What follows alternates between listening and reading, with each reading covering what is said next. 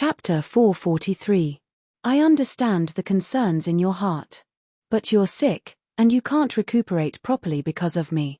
You're even sick because you followed me out to suffer. I feel very uncomfortable. Pang Xiao held Qin Yining's hand.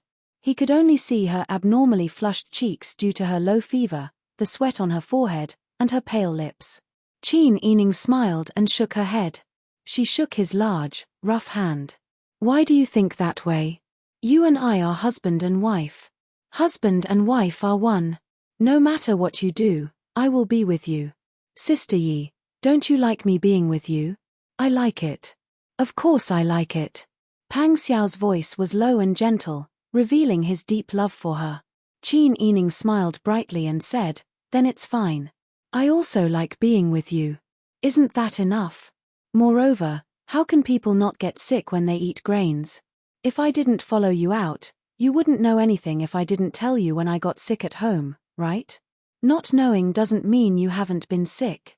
That was the truth, but Pang Xiao felt guilty for not being able to protect the person he loved.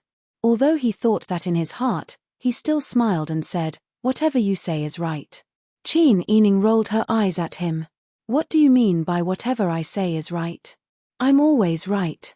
Your way of saying it makes it sound like I'm cheating. Pang Xiao loved her delicate appearance, especially when she was sick. She was weak but also a little mischievous.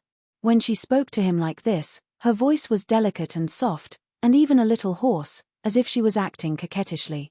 Pang Xiao loved Qin Yining to the bone. He leaned over and hugged her tightly in his arms. His cheek rubbed against her warm and smooth skin, and he couldn't bear to let go. Sister Yi, I like you so much. Your body is fragrant and soft. I want to stay with you like this every day. I don't mind doing nothing. Qin Yining couldn't help but laugh when he heard that.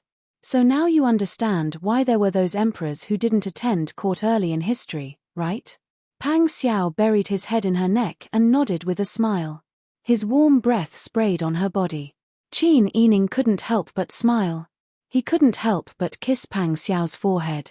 Pang Xiao's senses were sharp and he immediately discovered her kiss. He couldn't help but place a light kiss on her neck. Pang Xiao originally wanted to let Qin Yining rest more, but Qin Yining insisted that they couldn't delay the disaster relief any longer. Pang Xiao also knew the seriousness of the matter. After all, there were so many eyes watching them. If he didn't obey the order immediately, it would spread to Li Qitian's ears. He and his wife would be accused of delaying the disaster relief. Then, he would be blamed for the delay in the disaster relief. The preparations were quickly finished. The troops set off the next morning. Qin Yining's fever had been very high in the night. Her fever only subsided in the morning. Therefore, she fainted when she got on the carriage. Pang Xiao was not in the mood to ride with the dragon stallion army outside. He only frowned worriedly and leaned against the side of the carriage. He held half of Qin Yining's body in his arms as though this could help her reduce the shaking and jolting of the carriage. Bing Tang and Ji Yun were sitting near the door. Seeing Pang Xiao so anxious, Bing Tang couldn't help but say in a low voice, Wang Yi, Wang Fei's body is fine. It's just that the mosquito has some poison that caused the wound to become infected. Wang Fei will be better in 2 days. Pang Xiao knew Bing Tang's good intentions. He slightly raised the corner of his lips and nodded. Actually, they had all misunderstood. He would be sad, worried, and distressed because of Qin Yining's illness. It had nothing to do with the severity of Qin Yining's illness. Even if Qin Yining had only been pricked by a needle when she was mending his clothes, he would still feel this way because it was because of him. He had welcomed Qin Yining into his family and wanted her to live a carefree life. However, in the end, he was the one who caused her to suffer. This was a kind of defeat that was even worse than self-blame. It was a powerless defeat. Bing Tang and Ji Yun didn't know what Pang Xiao was thinking. However, when they saw Pang Xiao's frown, they didn't say anything. They were sincerely following Qin Yining. Therefore, when they saw Pang Xiao caring so much about Qin Yining, they were sincerely happy for their master. As the carriages moved forward, the closer they got to the old capital of Dian, the more desolate the surroundings became. The man from the Dragon Stallion army and Jinghu Wei beside Pang Xiao didn't feel this way. However, Jingzhe and the other 3 people beside Qin Yining, as well as Ji Yun and Bing Tang, had all lived with Qin Yining in the old capital and had experienced that disaster. Although the Earth Dragon had turned over, the closer they got to the old capital, the worse the road conditions became. Gradually, there were more landslides. Suddenly, a fault or ravine would appear on the ground, making it difficult for the carriages to move forward. The original river had now revealed a dry riverbed. There was a crack in the riverbed, which was the culprit that kept sucking in the river water. The originally lush forest was now slanted to the left and right. On the second day, Qin Yining's body finally felt better. He didn't have a fever anymore, but he didn't have much strength. Therefore, she had been sitting in the carriage, lifting the curtains to watch all of this. The group of people who were riding their horses forward now had a direct understanding of the tragic situation caused by the Earth Dragon turning over. The carriages went around a huge rock that was half the size of a house and arrived at a corner of the mountain road that led to the capital. From there, they could see the buildings and houses of the old capital. In the huge city, the houses had collapsed and the palaces had collapsed. It looked like a bowl of 8 treasures porridge that had been knocked over. They didn't need to get close to feel the tragic situation of the people. This wasn't a famine. It was just that the imperial court didn't have money to sell grain. Even if the people in the city had money, they couldn't transport grain due to the blocked roads. They didn't even have a place to buy grain. Furthermore, they had to work together every day to dig up the people buried under the rubble. In the northwest and southeast corners of the capital city, white smoke was rising from them from afar. Bing Tang was curious. What are those 2 places doing? When we left, there weren't any workshops there. Qin Yining shook his head and said with difficulty, maybe they are cremation pits. Hearing this, Bing Tang's doubts were blocked by this shocking answer. Apart from incinerating the corpses that were dug out from the ruins to reduce the spread of the plague, there was no other solution. The closer they got to the capital, the more difficult it was to walk. Qin Yining got off the carriage and walked. However, Pang Xiao couldn't bear to see her suffer. He simply carried her on his back. Soon, the group of people arrived at the city gates.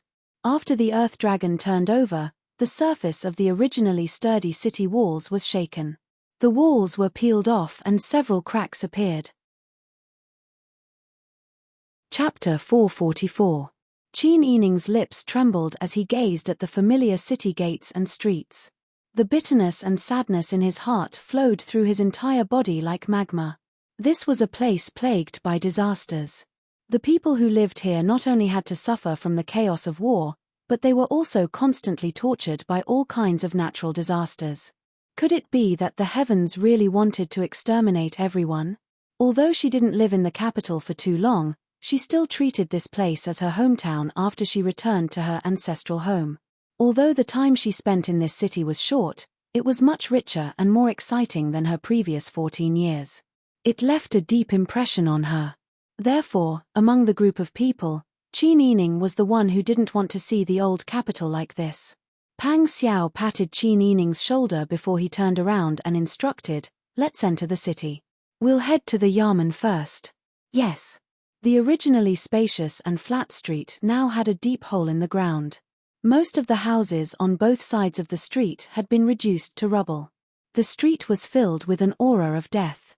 The air was mixed with the smell of lime, the smell of burnt corpses, and the stench of corpses that hadn't been disposed of in time. It was already July. The old capital was located in the south. In this kind of weather, it wouldn't take long for the corpses buried in the rubble to emit an unimaginable stench. However, in such a terrible environment, the streets were filled with shabby people who had built crude huts to live in. Naturally, there were also some houses that were undamaged and only had cracks in the walls. Overall, they were still in their original state. However, those were the homes of wealthy families. Generally, such well-preserved courtyards had been built with great care, both in the engineering and in the selection of materials. Most of the ordinary people lived in mud huts. How could they withstand the continuous torment of the earth dragons? Qin Yining's brows were tightly furrowed as he watched. The streets that were either familiar or unfamiliar were now in ruins. Pang Xiao knew that she was upset. After all, This was her hometown. He couldn't help but hug her tightly and protect her in his arms.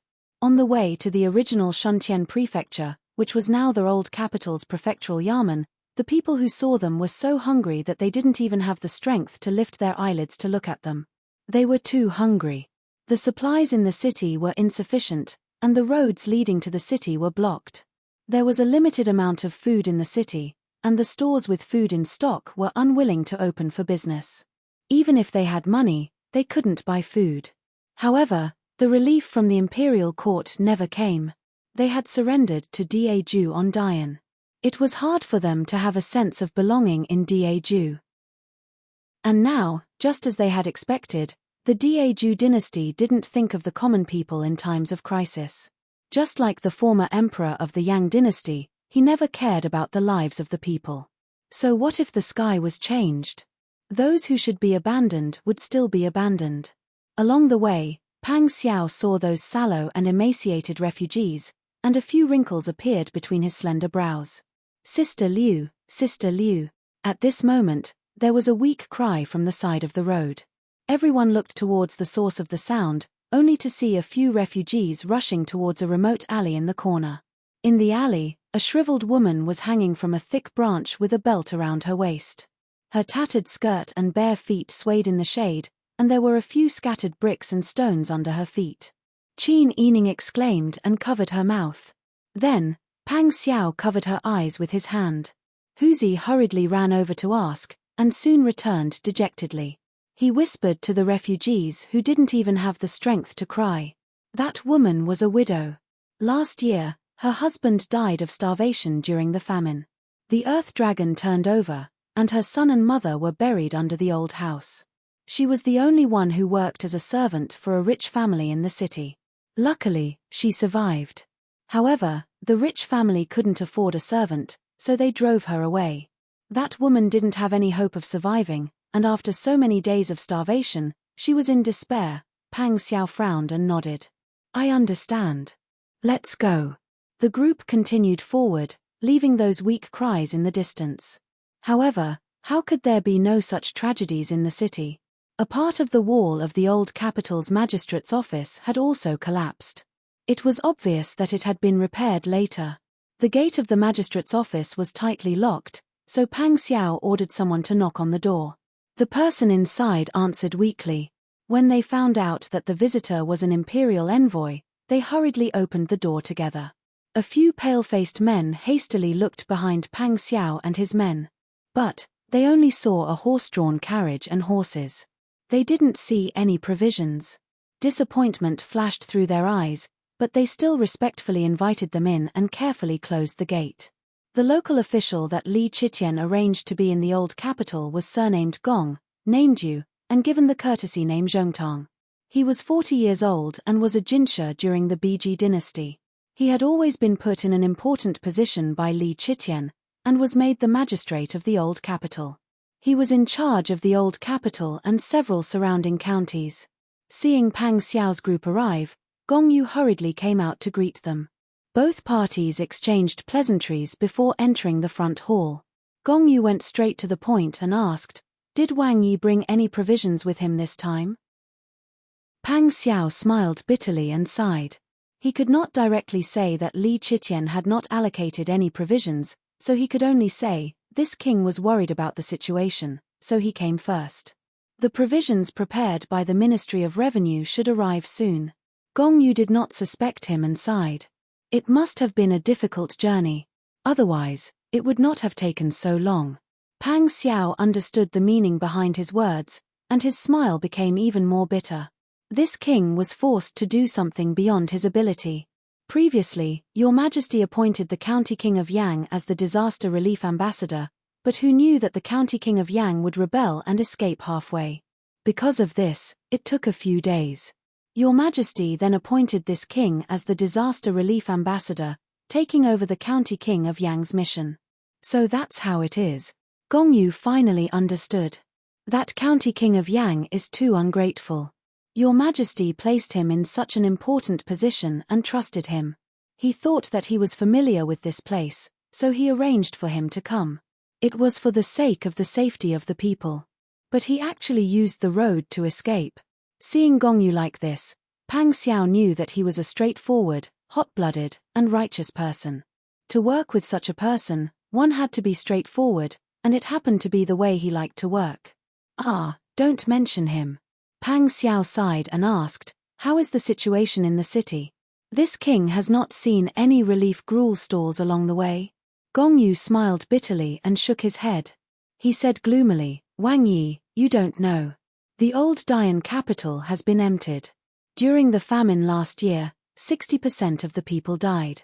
60%. Gongyu painfully gestured with the thumb and pinky of his right hand. The Dian dynasty's fall was not unjust at all. That stupid and incapable ruler caused the people to lose their homes. To be honest, I was appointed last winter. That winter, the city was a dead city. It was fortunate that there was no large-scale outbreak of the plague. Chapter 445. Qin Yining was standing behind Pang Xiao with his men. When he heard the tragic situation clearly, he felt as if his heart was being cut by a knife. Last winter, the troops of the surrendered officials split into several groups and left the old capital for Daju's capital. They left the city riddled with holes and starving people to the common people. Although she had tried her best to take in many people and had land in the surrounding counties, taking in those people to work for her in exchange for food, no matter how rich she was, she couldn't save everyone. Moreover, it was impossible for Pang Xiao's shops on the streets and her fields in the distant countryside to remain untouched by the Earth Dragon's sudden change of fortune.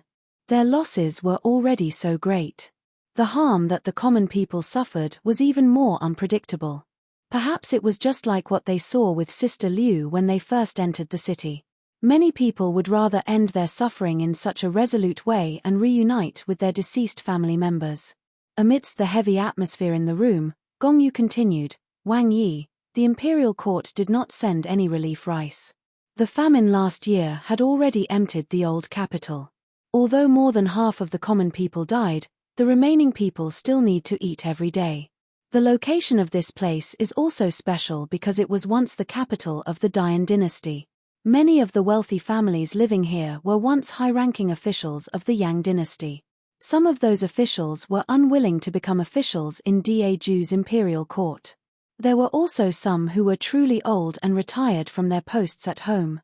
Wang Yi, I can confidently say that there are more than 10 of these wealthy families in the old capital and the surrounding counties. The amount of grain in their hands accounts for 70% of the grain in the old capital. Gongyu clenched his fingers and said angrily, these wealthy families each took up so much of the grain. When I went to buy from them, they actually raised the price. The coarse rice that originally cost 9 maces of silver per pickle was now sold for 8 taels of silver per pickle. Tell me, aren't they profiting from a national disaster? When Pang Xiao heard this, her face darkened. Did Lord Gong go to those wealthy families? They all went. Gongyu shook his head with a bitter face. They seem to have colluded with each other. If they want to sell rice, they will sell it for 8 taels of silver per dan. The commoners will not buy it at all. You said that when the Earth Dragon flipped over, the unlucky ones were the common people. Although those rich families were also affected, they had people. They quickly cleaned up their houses and made them impregnable. I wanted to climb over the wall, but I couldn't. Everyone's expression turned ugly. It turned out that it wasn't that there wasn't any food in the capital city. Instead, the food had been hoarded in the hands of the wealthy families. However, the wealthy families had banded together and refused to give in. Have you ever thought about transporting grain to other surrounding areas? Wang Yi. Gongyu's expression turned even uglier. This time, there were 2 big ones and countless small ones. More than 20 cities and towns were affected. There are only a few roads leading to the south that are still in good condition. Even when I went to the neighboring counties to discuss and buy food, I had to walk and climb rocks to get there. Even if we can buy food, transporting it will be a problem. Pang Xiao finally understood. Lord Gong, it must have been hard on you. He patted the short and frail scholar's shoulder with his large hand. Your Majesty has always been concerned about this place. Unfortunately, you have to deal with someone like the County King of Yang.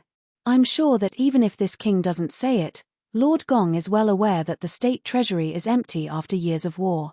Your Majesty can't cook without rice. I understand what Wang Yi is saying. Gong Yu sighed.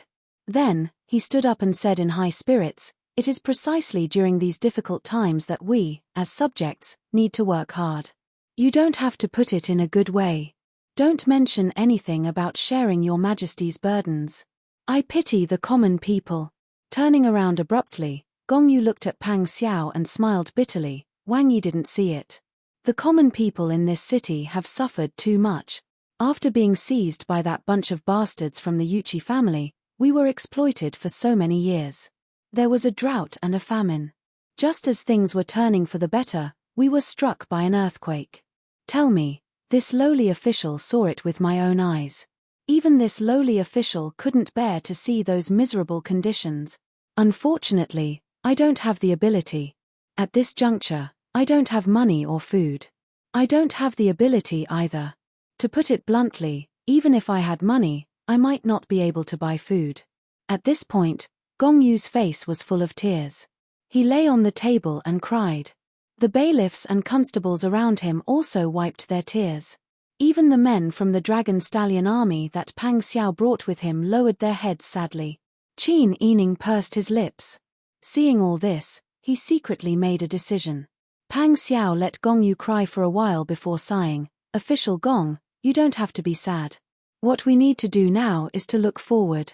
We can't do anything for the common people who have died.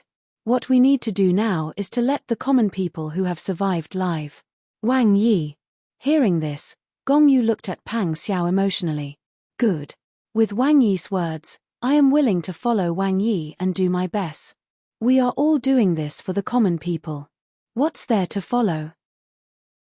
I believe that if the two of us work together, we will be able to see a turning point, Pang Xiao said with a smile. Only then did Gong Yu realize that Pang Xiao's achievements were so great that his words of follow and do my best could be easily misunderstood. However, he did not regret saying those words.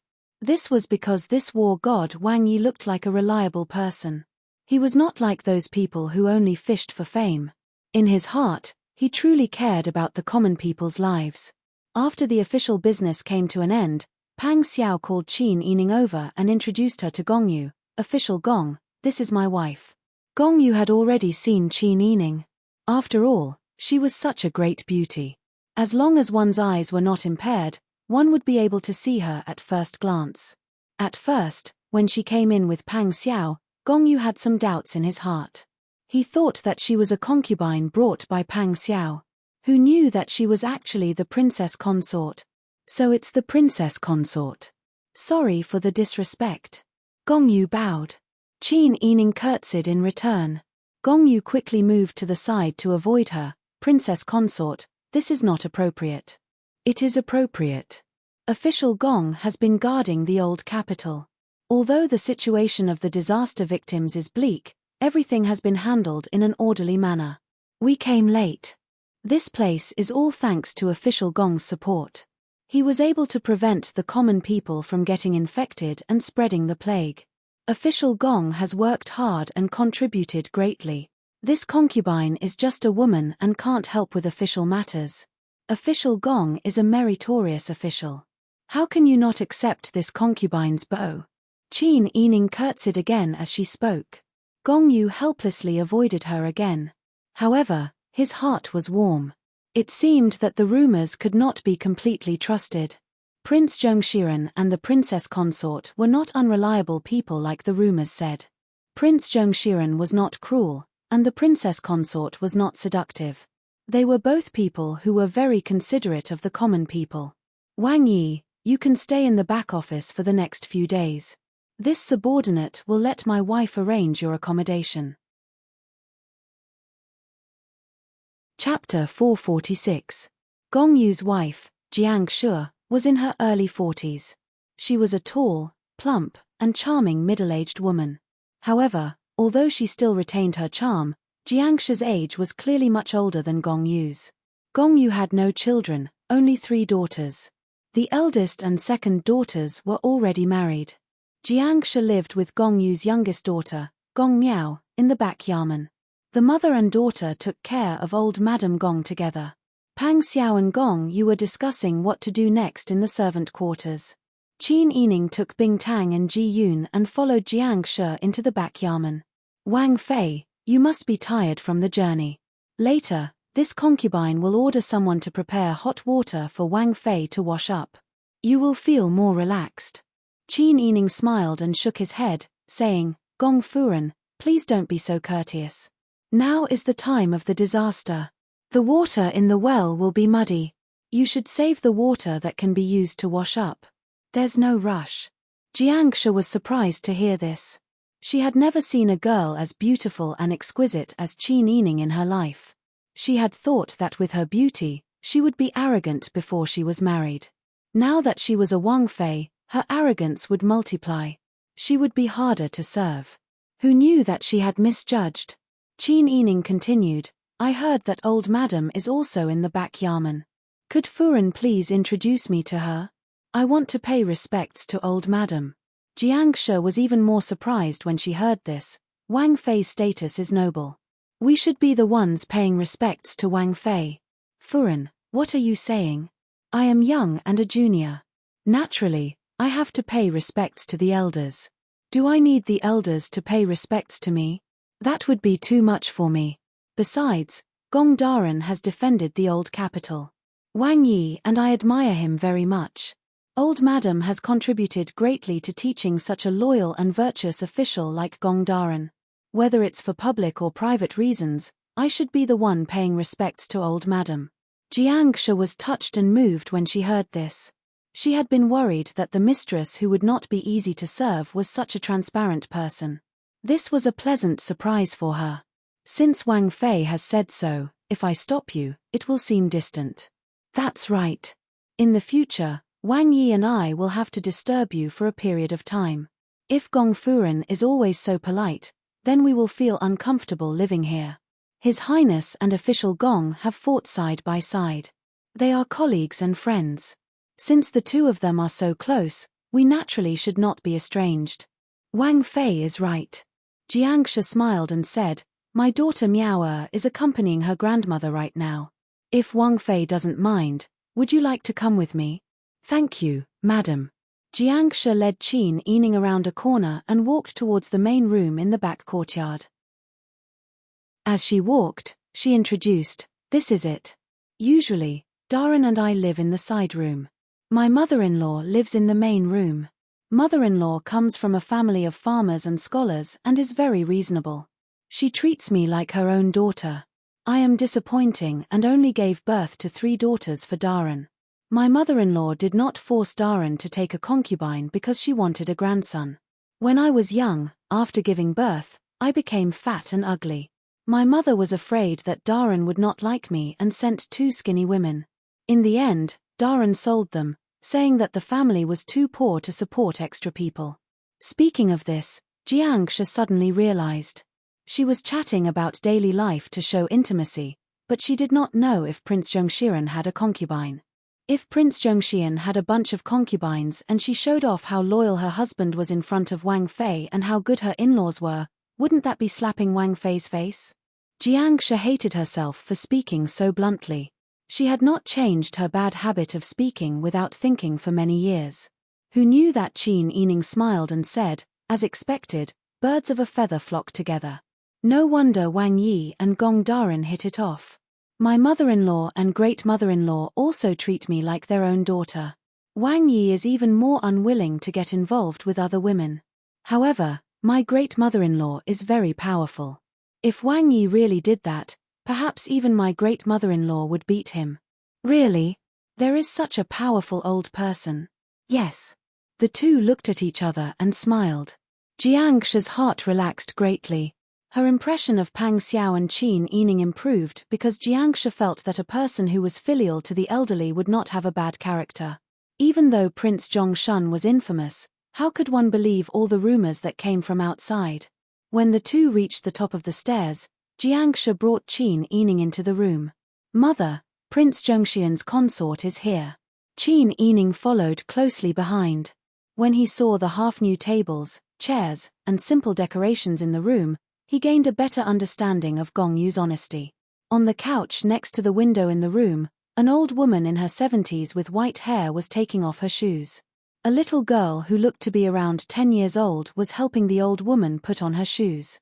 Old Madame Gong's hair was simply tied up in a bun with a silver comb. She wore a sky blue cotton dress, and her appearance was rather plain. She was even dressed worse than some of the servants of the wealthy families in the capital. However, on her thin face, there was a loving smile. At a glance, one would think that this old woman was a kind and benevolent old woman. Qin Yining did not wait for the old woman to bow and bowed first. "Greetings, old Madame Gong. I quickly get up, quickly get up. How can I accept this? How can this old woman accept the princess consort's bow? Old madam, you are too polite. You are an elder.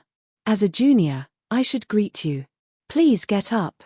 Third daughter-in-law, quickly help her up." Yes. Jiang Shi took Qin Yining's arm to help her up. She then helped her mother-in-law sit down and smiled. "Mother, the princess consort is not that kind of person. You can rest assured." Old Madame Gong smiled as she looked at Qin Yining. In her heart, she praised the young lady. However, on second thought, if she was not beautiful, how could she be the princess consort?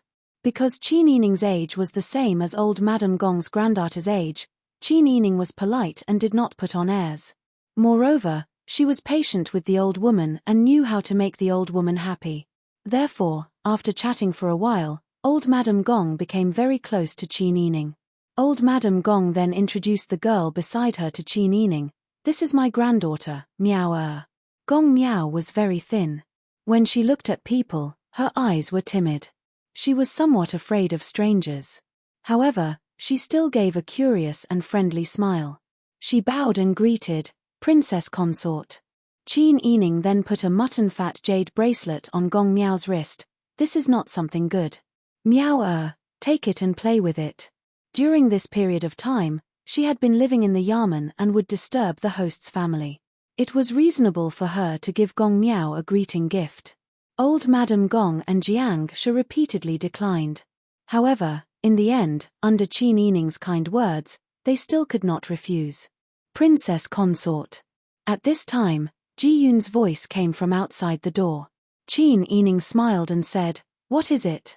"Wang Yi invites the princess consort to the front for a chat." "Understood." Qin Yining then stood up and bid farewell. "I will go first. I will disturb you again when I am free." Chapter 447. Qin Yining brought Bing Tang and Ji Yun to the front. Bing Tang said in a low voice, "Wang Fei, I think this family is kind. It's safe to stay here for now. Ian, at least we don't have to worry about them playing tricks on us." Qin Yining said in a low voice, "It's just that the situation outside is too chaotic. I'm worried that something will go wrong." Ji Yun said, "Wang Yi has already ordered Jinghu Wei's people and Jingzhi's group to set up defenses. Huzi has also gone to the streets to check out the situation. The Dragon Legion's people are all by Wang Yi's side, so they should be able to deal with any unexpected situations." "That's good, but the situation is still not optimistic. Right now, the commoners don't know that Wang Yi is the disaster relief ambassador. Once they know that the disaster relief ambassador didn't bring the relief rice, then it won't be as peaceful as it is now." Ji Yun nodded solemnly. Bing Tang helplessly said in a low voice, "All crows are black. The unluckiest ones are always the commoners." Qin Yining sighed. Although Li Chitian schemed against Pang Xiao previously, she wasn't that muddle-headed when it came to matters of right and wrong. However, when it came to the treasure this time, Li Chitian's eyes were red. Everything she did was for the treasure. It was also because of the huge amount of treasure. She heard Pang Xiao secretly say that there were only a few boxes of silver in the treasure. The rest were filled with gold, gems, and a box of antiques and paintings that were priceless. If they were all converted into silver, it would be more than 7 million silver. The annual military expenditure of the Dragon Legion and Tiger Legion was a huge sum of money. That sum of money was enough to support the two armies for 5 years. It was enough to solve Li Chitian's urgent needs. It was true that wealth moved people's hearts. In front of such a huge sum of money, Li Chitian also lost his principles. However, it was also his fault for being overly suspicious. If he hadn't suspected Pang Xiao from the beginning and let Pang Xiao do everything, how could things have developed to this point? Qin Yining arrived at the front office, but he only saw Pang Xiao and did not see Gong Yu. "Where is Lord Gong?" Pang Xiao pulled Qin Yining over and shoved the rolled-up note in her hand to her, indicating for her to read. "Lord Gong has brought his men out to patrol the city." Qin Yining opened the note and read it carefully. He could not help but raise his head in astonishment. Although the content of the note was simple, it contained a lot of information. This was Li Chitian's secret order, telling them that the treasure had indeed been stolen. He ordered Pang Xiao and Qin Yining to continue tracking the whereabouts of the treasure. According to Li Chitian's investigation, the hidden treasure had been transported to a place called Yang County under the old capital. It was confirmed that the treasure was near Yang County, but the exact location was still up to Pang Xiao. Qin Yining's heart was in a state of shock. That was because the location she had arranged with Qingtian Alliance and the silver-masked spy was not Yang County. Could it be that Li Chitian's investigation was wrong? That was impossible. No matter how useless Li Chitian was, when it came to the whereabouts of such a large sum of money, it was impossible for him to make a mistake. That meant that the people she arranged to steal the treasure had made a mistake. Was it Qingtian Alliance's problem or the silver-masked spy's problem? Or were they working together to betray her and take away the treasure to divide it equally? Pang Xiao saw that Qin Yining's expression was not good, so he hurriedly comforted him in a low voice, "It's okay, don't think too much." Qin Yining stared at Pang Xiao and said in a low voice, "Where do you think the problem came from?" Pang Xiao smiled and said, "Maybe there's no problem at all. It's just that there were some last-minute changes that forced them to send the treasure elsewhere. You should trust them, don't let your imagination run wild and make yourself suffer." Qin Yining smiled bitterly and shook his head, "You don't have to comfort me, it can't be like that." Previously, the higher-ups were not prepared at all and were only focused on waiting for the treasure to return to the capital. How could they make last-minute changes? If it wasn't the higher-ups, then it would be even more impossible for anyone else. This time, the information was blocked and we were trapped in the mountains for more than half a month. The people who could have leaked the information were either killed or trusted subordinates of the higher-ups. How could Pang Xiao not know this? However, Qin Yining was so sad, and he really didn't want to add fuel to the fire. Qin Yining had said before that the people of the Qingtian Alliance couldn't be fully trusted. Although the people of the Silver Mask secret agents were loyal, there were too few of them and they were too weak to take action. However, when things really went in a direction that they didn't want to see the most, how could they not be affected? "Sister Yi, don't think too much. You've already done enough, much better than many women. These things were originally uncontrollable, so you can't be blamed for it." Qin Yining rubbed his eyebrows tiredly and said in a low voice, "I know, but this matter is most likely because there's a traitor among my people. That's why it's like this. The most embarrassing thing is that I still don't know which side this traitor belongs to. If it was your Jinghu Wei, they definitely wouldn't have done this." Pang Xiao took Qin Yining into his arms with heartache and said in a low voice, "You've already helped me a lot by doing this, really. Jinghu Wei is being closely monitored. If it weren't for you, wouldn't we have to watch the enemy get stronger? I don't have the heart to rebel, but I also don't want to sit still and wait for death. Sister Yi, you've really helped me a lot." Qin Yining sat on the chair and hugged Pang Xiao's thin waist with both hands, burying her face in his abdomen. Sometimes, she really felt very tired. However, she knew that she and Pang Xiao were now tied together. They were husband and wife. As long as one of them was tired and retreated, then all the pressure would be transferred to the other. Now that the situation was so tense, she absolutely couldn't relax. She didn't want to hide behind Pang Xiao and let him protect her. That way, she would only be a burden to Pang Xiao. She had to have enough ability to walk side by side with him. "I'm fine." When she straightened up again, she was able to smile calmly. "Your Majesty wants to track down the whereabouts of Yang County's treasure. If we don't take action, we have to find a time to go. Also, I want to try to contact the Silver Mask Spy and the Qingtian Alliance. Pang Xiao smiled and leaned over to kiss her forehead. You're right. We'll listen to you. When I came out, Mr. Xie and Mr. Shu were very worried and wanted to follow me. I was afraid that there was no one in the capital to support me, so I left them at home. They were worried, so I told them that I had you by my side. You're my strategist. Now, it seems that my judgment was right. Qin Yining was amused by his words. You only know how to make me happy. I'm not a strategist. I'm just a little smart. Don't belittle yourself. If an ordinary woman had your cleverness, she would be more than qualified to be the empress, let alone be in charge of the harem. Nonsense. Qin Yining rebuked and lightly pinched Pang Xiao. Chapter 448. Qin Yining was a little surprised when she heard this. You arranged for someone? Yes. When we went out, I was worried that we would lose contact with the outside world. At that time, we wouldn't know anything. Wouldn't we be at the mercy of others? So I arranged for someone to stay by my father-in-law's side. My father-in-law is a very smart person. He knows what kind of news to send to me at the right time. He is in charge of scouting, and my people are in charge of delivering the letters. Only in this way can we ensure that we know the most reliable news in the capital. Qin Yining was even more surprised.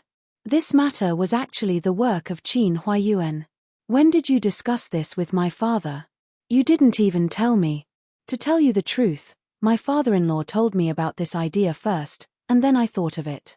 Sister Yi, my father-in-law is really amazing. He is thoughtful and good at making decisions. To be honest, my counselors combined may not be as good as my father-in-law. Qin Yining could see that Pang Xiao sincerely admired Qin Huayuan. He didn't deliberately say this to coax her. Qin Huayuan was a good father. He was indeed worthy of the title of Wise Pan An. For Qin Yining, Qin Huayuan had always been her pride. He was the reason why she could always move forward bravely. For example, this time she came out with Pang Xiao because she knew that no matter if it was the family Qin or the Pang family in the capital, as long as her father was there, everything would be fine. Therefore, she was so relieved.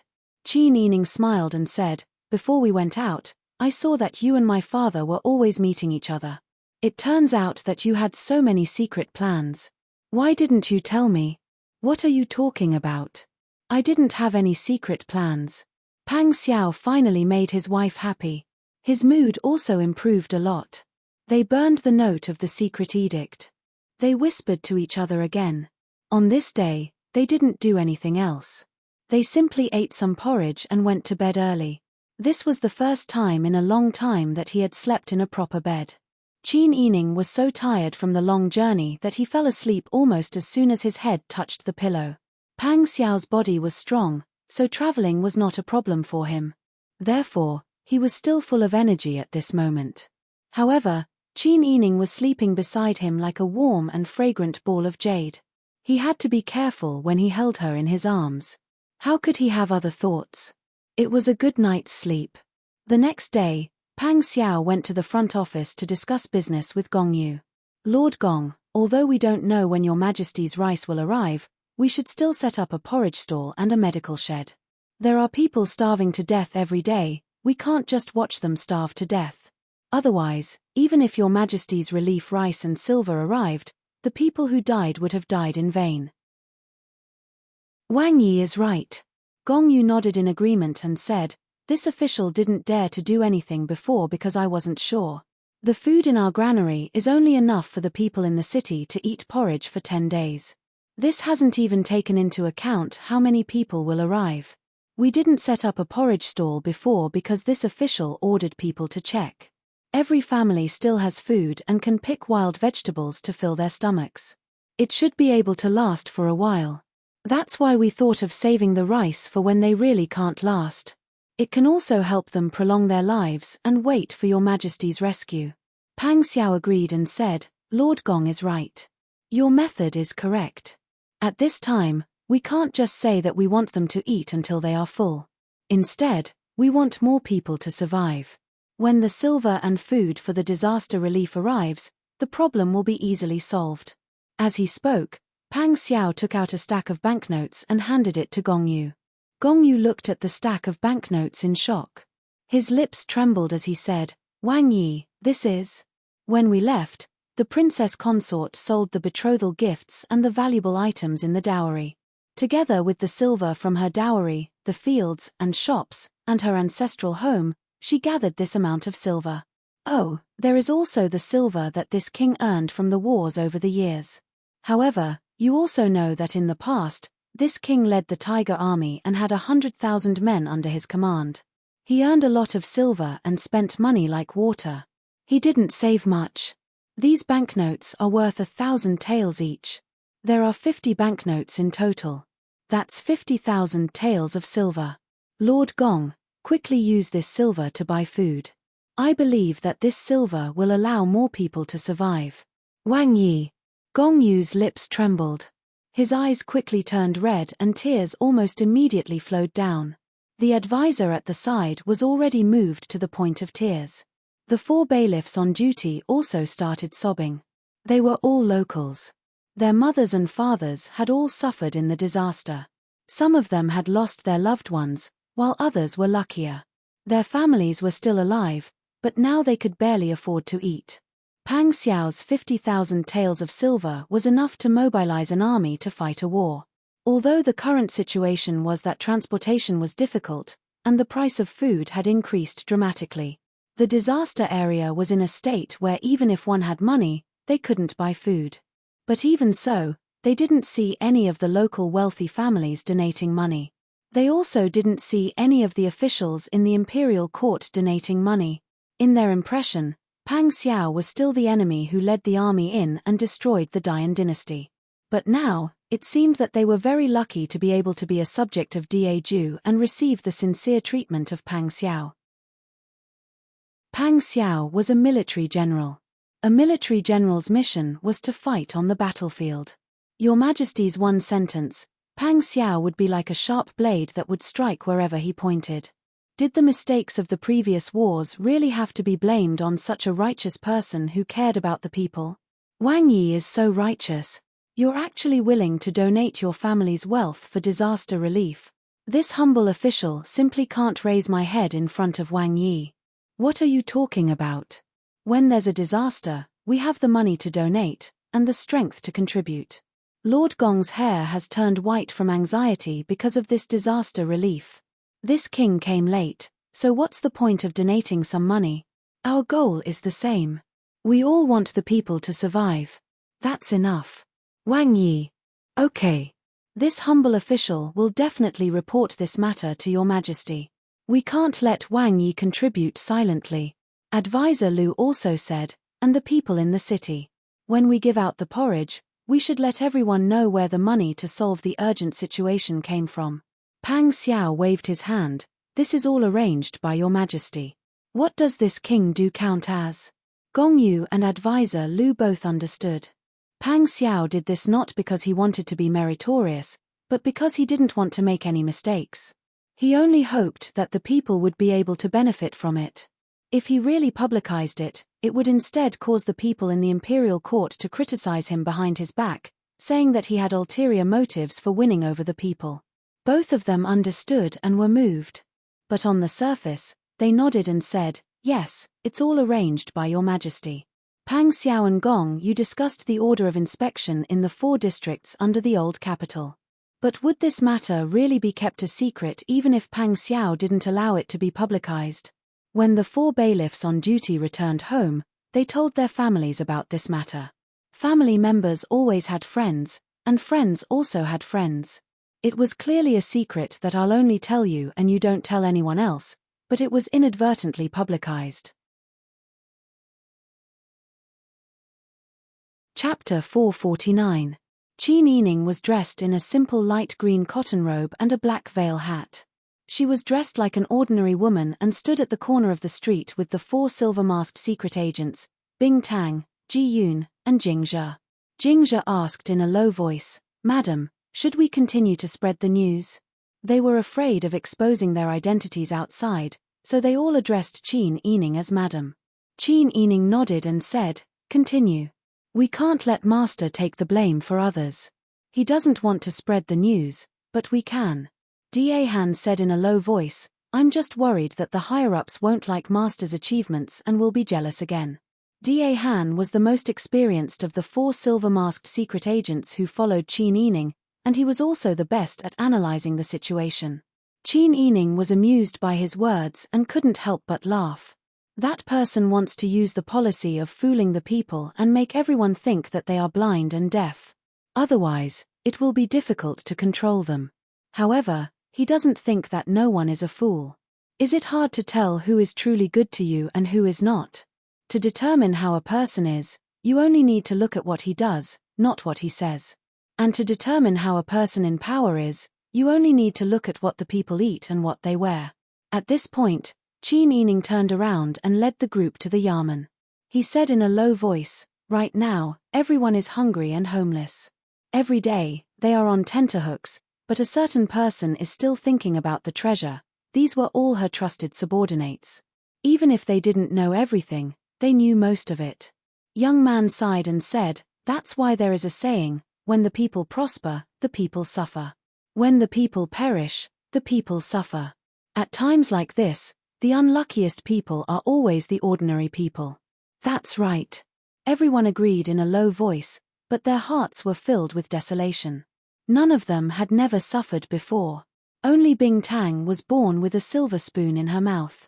However, her family was persecuted by an incapable ruler. In the end, she lost her home and became a servant girl from a young miss. As for Qin Yining, who had never enjoyed a good life since he was a child, there was no need to mention him. Therefore, they understood the suffering of the common people the best. He could understand their feelings the best. Most of the time, ordinary people didn't even care who was in charge of them. All they cared about was whether they could eat their fill and wear warm clothes. Could they not be disturbed by the chaos of war? Unfortunately, this was a chaotic world, especially the land of the Dayan. It was as if half of it had been cursed by someone, and disasters kept coming one after another. Sometimes, even the most basic food and clothing were extravagant hopes for them. The group of people returned to the yamen with heavy hearts. Pang Xiao and Gong Yu were already preparing the horses with their men. Because the roads were severely damaged and often blocked by landslides, they could not travel by car and could only ride horses. Wang Yi, the roads in Yang County are not easy to traverse. We might need to climb over some rocks along the way. Wang Fei's body is weak, will she be all right? Pang Xiao smiled and said, she's fine. Don't be fooled by her delicate appearance, her temperament is not inferior to us men's. Yang County still has her dowry village, she wants to take a look. Wouldn't it be great if she could gather food? Gong Yu smiled and nodded, saying, how could a woman who is worthy of Wang Yi be simple? Oh right. Was Wang Fei from the Yang dynasty in the past? At this time, Qin Yining had already walked over. He smiled and said, yes, Lord Gong. My father was the Prime Minister of the Yang dynasty. He was later conferred the title of Grand Preceptor of the Crown Prince and held the title of Marquis of Anping. Later on, when the Yang dynasty became chaotic and decayed, my father pledged allegiance to your majesty. Ah, I know. Your father is the current Minister Qin, the one known as the Wise Pan An. Is Lord Qin? Qin Yining smiled and nodded. So that's how it is. Wang Fei is from a prestigious family. No wonder her temperament is different from that of ordinary women.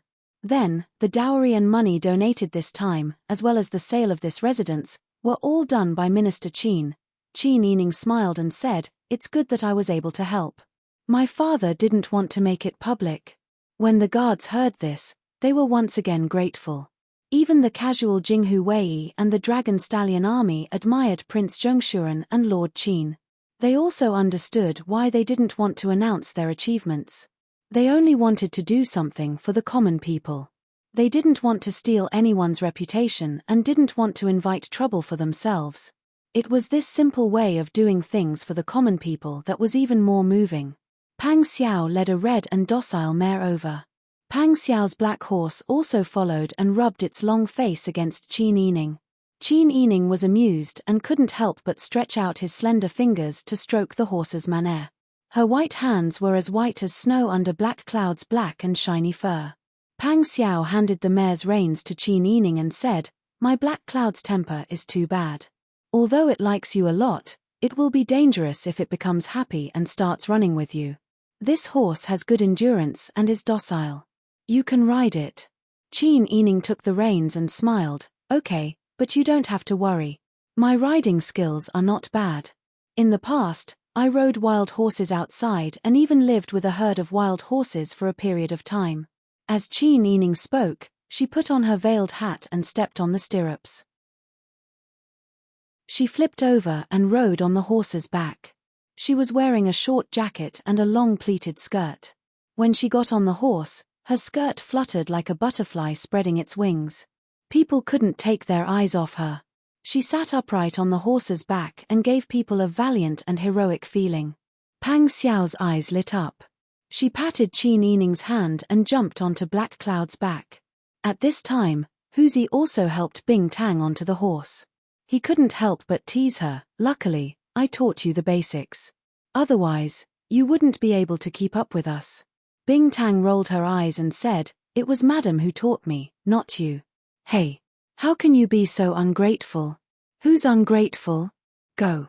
Bing Tang shook the reins and urged the horse to Qin Yining's side. Huzi could only rub his nose and get on the horse as well. Gong Yu, Advisor Lu, and the 4 young bailiffs also got on their horses and rode side by side with Pang Xiao's group. The remaining Jinghu Wei and the silver-masked spy were mixed in with the horses of the Dragon Stallion army. The group left the capital and headed in the direction of Yang County. Yang County was far from the old capital. If they didn't stop, they could reach it in half a day. However, that was when the road conditions were good. The road to Yang County was mostly mountainous. This caused landslides and boulders to roll down after the earthquake, making it impossible for horses to travel on the road to Yang County. There were even some places where there were no more roads. They had to lead their horses over the boulders and cracked earth. At first, Gong Yu was a little worried. After all, it wasn't strange for a lady from a noble family to learn how to ride a horse. Very few girls could endure such a difficult journey. When he came, he said those words in hopes that Pang Xiao would give up on bringing girls along. However, Pang Xiao didn't listen. He had no other choice. However, when they actually reached the mountainous road, Gong Yu, Advisor Lu, and the 4 bailiffs really opened their eyes. Qin Yining was extremely nimble and daring, but also careful. For example, in this section of the road, a huge boulder rolled down from the mountain and blocked the entire road. There was only a narrow road that could allow one person to pass through. However, this narrow road had a huge boulder on one side and a bottomless abyss on the other side. Even the horses wouldn't dare to move forward. Qin Yining stubbornly led her date-red horse to the side and persuaded it to walk over. This made everyone have a whole new level of respect for her. There were even some who were timid and didn't dare to walk. However, when they saw that a woman was so powerful, they gathered their courage and walked over without hesitation. This group of people could be said to be trekking over land and water. After half a day's journey, they only arrived at their destination when the sky turned dark. The situation in Yang County wasn't much better than the old capital. The only thing that was slightly better was that Yang County didn't have as many buildings as the old capital. It didn't look as tragic as the old capital. There were still many refugees on the streets as usual. Seeing this group of people leading their horses over, the refugees couldn't wait to avoid them. There was no lack of soldiers in the group. Gong Yu led the group to the county yamen. Half of the wall of the county yamen had collapsed. Standing outside the wall, they could see that there were tents set up in the courtyard. Many refugees were huddled inside. Gong Yu handed the horses to the bailiffs and entered the courtyard with Pang Xiao, Qin Yining, and a few guards. They shuttled through the simple tents and arrived at the servants' quarters. "Where is County Magistrate Li?" "Ah, you are Magistrate Gong. Why did you come here personally?" "The county magistrate just entered the room. I will call him over for you." The person who replied had seen Gong Yu before and ran away. Gong Yu explained to Pang Xiao, that was County Magistrate Li's attendant. Pang Xiao nodded and waited in the courtyard. Qin Yining looked at the tents around them. Most of the people living in those tents were homeless people whose houses had been destroyed. Some of them lived in one tent as a family. There were also a few men living in one tent or a few women and children living in one tent. It seemed that the county magistrate of Yang County loved the people like his own children. However, Qin Yining suspected that the treasure would come to Yang County. She felt that Li Qitian's spies might have detected something wrong. This was because the mountain path they took to get here was too difficult. Especially the mountain near Yang County, the mountain path was blocked by huge rocks. She had to lead her horse and walk with her heart on edge. How could the convoy with the treasure pass through smoothly? Unless there was another way to get to Yang County. While she was thinking, County Magistrate Li quickly walked out with his attendant. When he saw Gong Yu, he did not greet him and asked directly, "Lord Gong, where is the grain? Has your Majesty's grain arrived?" County Magistrate Li was a man in his 30s with a fair face and no beard. He had regular facial features and thick black eyebrows. At first glance, one could tell that he was a straightforward person. Gong Yu coughed and said, "Let's go in first." County Magistrate Li then realized that there was someone else beside them. He touched his nose awkwardly and said, "Excuse me. I was too anxious and lost my composure. Let's go in first and talk." Pang Xiao smiled and waved his hand to indicate that it was fine. He then led Qin Yining and his attendant into the house. Gong Yu then introduced, "County Magistrate Li, this is the Disaster Relief Ambassador sent by Your Majesty, Prince Zhongshiren, Grand Secretary Feng of Wuying Palace." Although this introduction was comprehensive, it was also slightly nondescript. However, when County Magistrate Li heard this, his eyes lit up. He quickly bowed to Pang Xiao and said, "So it's Wang Yi. My apologies. My apologies." Pang Xiao smiled and returned the greeting. He said, "This king saw that there were many disaster victims in the courtyard. County Magistrate Li, did you arrange for them to stay in the courtyard?" "That's right. Their houses were destroyed. I was afraid that if they were close to the ruins, they would get infected. That's why I arranged for them to stay in the courtyard. However, Wang Yi, has Your Majesty's grain not arrived yet? I opened the granary to distribute porridge. Even if it's the thinnest porridge, it won't last much longer. This king is aware of this situation. However, this king was appointed in a time of crisis. Your Majesty's grain will probably be delayed." As soon as Pang Xiao finished speaking, County Magistrate Li frowned in frustration. Chapter 450. Just like Gong Yu, Magistrate Li had misunderstood Pang Xiao's actions because of his bad reputation. But now, after hearing such an explanation and hearing that Pang Xiao's family and Minister Qin from the Ministry of Rights were willing to sell their family property to buy rice for the people in the disaster area. Moreover, they were ordered not to publicize it. Magistrate Li was so touched that his eyes started to water. Nobody who mingled in the officialdom was a fool. Everybody had a scale in their heart. Pang Xiao donated the money, but he did not make it public. He did not sound the gongs or drums to announce it to the world. Yang County was so close to the old capital. If Magistrate Gong did not mention it, he would not know about it, let alone the emperor who was far away in the capital. Therefore, Pang Xiao was purely doing things for the people in silence. He did not want to show off his achievements and was willing to hide behind the scenes and contribute silently. This method was much better than some people who announced that they were going to help the people in the disaster area with great fanfare but no one came. It was also much better than sending rice. Who would be willing to harm themselves to help others? Everyone present was well aware of the reason why they were silently contributing. Magistrate Li sniffed. When he faced Pang Xiao and Qin Yining again, his expression became more serious. "Wang Yi, don't worry. This official promises you that every penny you give will be used wisely. I will try my best to ensure that more people will survive." Magistrate Li's voice was loud and clear like thunder. It was enough to express his determination. Pang Xiao was affected by his emotions and was moved for a moment. He nodded and said, "I believe that if we work together, we will definitely be able to save more people." Magistrate Gong and Magistrate Li's blood was boiling. They nodded heavily at the same time. Definitely. The sky was already dark. Everyone rested in the government office for the time being. There were many mosquitoes. Pang Xiao was worried that Qin Yining would get a fever from being stung by poisonous mosquitoes. He did not sleep much that night. From time to time, he would get up to help Qin Yining get rid of the mosquitoes. The next morning, Pang Xiao still looked refreshed. No one could tell anything was wrong with him. After Qin Yining served him well, he got up and accompanied Pang Xiao to patrol outside. The disaster in Yang County was slightly lighter than the old capital. Perhaps it was because it was no longer the center of the earthquake, and there were not many tall buildings and brick houses, so the number of casualties was much lower. They patrolled the city and found a few big families. The walls had been repaired, and one family had even raised the walls a little. Doing so was like revealing 300 taels of silver here. It wasn't hard to guess that they must have stored grain in their residence.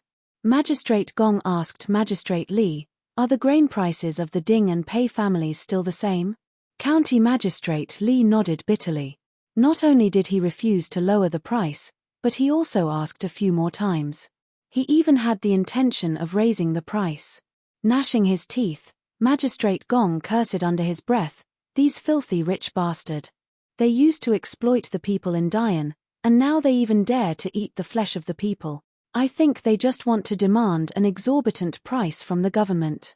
They want to get some money from the disaster. If the government can't take out the money, they will have a reason to say that Your Majesty doesn't want to give the people food." Pang Xiao's deep voice was full of anger.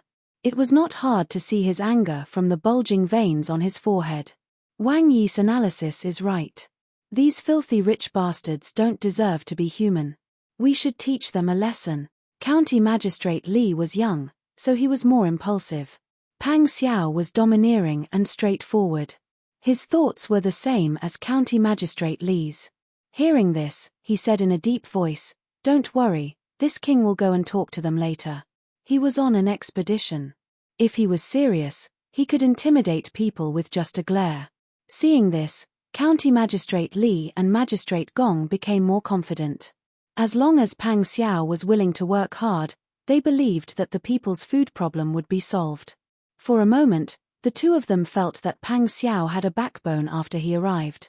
When Pang Xiao, Magistrate Gong, and County Magistrate Li were patrolling with Private Advisor Lu and the others, Qin Yining was also moving alone with the people around him. They were looking around the city for possible signals left by the Qingtian alliance. "Since Your Majesty said that the treasure might be in Yang County, if the treasure was not taken by the Silver Mask secret agent, then the Qingtian alliance would definitely take it. If the Qingtian alliance completely betrayed her and did not care about facing the crazy revenge of Qin Yining and Pang Xiao, then it would be another matter. Otherwise, the Qingtian alliance would definitely contact her." Qin Yining. The group moved separately and finally found the 3 signals left by the Qingtian alliance. "Madam, look, these signals mean that they want you to go to the mountain in the north. It's the mountain we passed by yesterday." Qin Yining nodded and said, "Destroy all the signals. It's fine as long as we know it in our hearts." "Yes." Young man immediately accepted the order and quietly destroyed all the markings. Ji Yun and Bing Tang whispered, "Madam, do you plan to go?" Bing Tang anxiously advised, "Madam, it's best if you don't go. They changed their mind at the last minute and didn't tell you where they put the things. Now that they suddenly appear and want to lead you to this kind of worrisome mountain road, they don't have good intentions at all." "Yes, madam, I also think it's suspicious." Dahan also said, "You should be more careful and make a decision after discussing with Master. Don't go alone and fall into their trap." Qin Yining knew their good intentions, and she also felt that this matter was not something she could solve alone. Therefore, after the inspection that day, Qin Yining returned to the magistrate office and hid in the room with Pang Xiao to whisper to each other. Pang Xiao hugged Qin Yining's waist and rested his chin on her shoulder. He whispered in her ear, "Did you really find the signals?" "Yes, but I didn't dare to go alone." Qin Yining also raised her head and whispered in his ear, "I don't think it's that simple. Fortunately, you didn't go. Today, I received a secret report from the capital. Didn't I leave someone by father-in-law's side? It was father-in-law who ordered him to deliver the news. Pang Xiao lowered his voice even more, and his hot breath blew on Qin Yining's ear. Your Majesty has secretly come to Yang County. Our movements are all under surveillance. If we act rashly, I'm afraid that Your Majesty will know sooner or later. When that time comes, we won't be able to explain ourselves. Qin Yining's body stiffened when she heard this, and she couldn't help but feel scared. Fortunately, she had developed a habit of relying on Pang Xiao. She liked to discuss with Pang Xiao whenever something happened. If she still made decisions on her own like before, she was afraid that this time, she would have really failed miserably and implicated Pang Xiao. It was also possible that the people from the Qingtian alliance and the two families in the capital would be exposed. Fortunately, I didn't go. Qin Yining heaved a long sigh of relief. Yes. Pang Xiao kissed her forehead and said, from now on, we only need to focus on disaster relief. Don't worry about the treasure and the contact between the Qingtian alliance and the others. We can't expose ourselves in any way. Otherwise, our families in the capital will be in danger.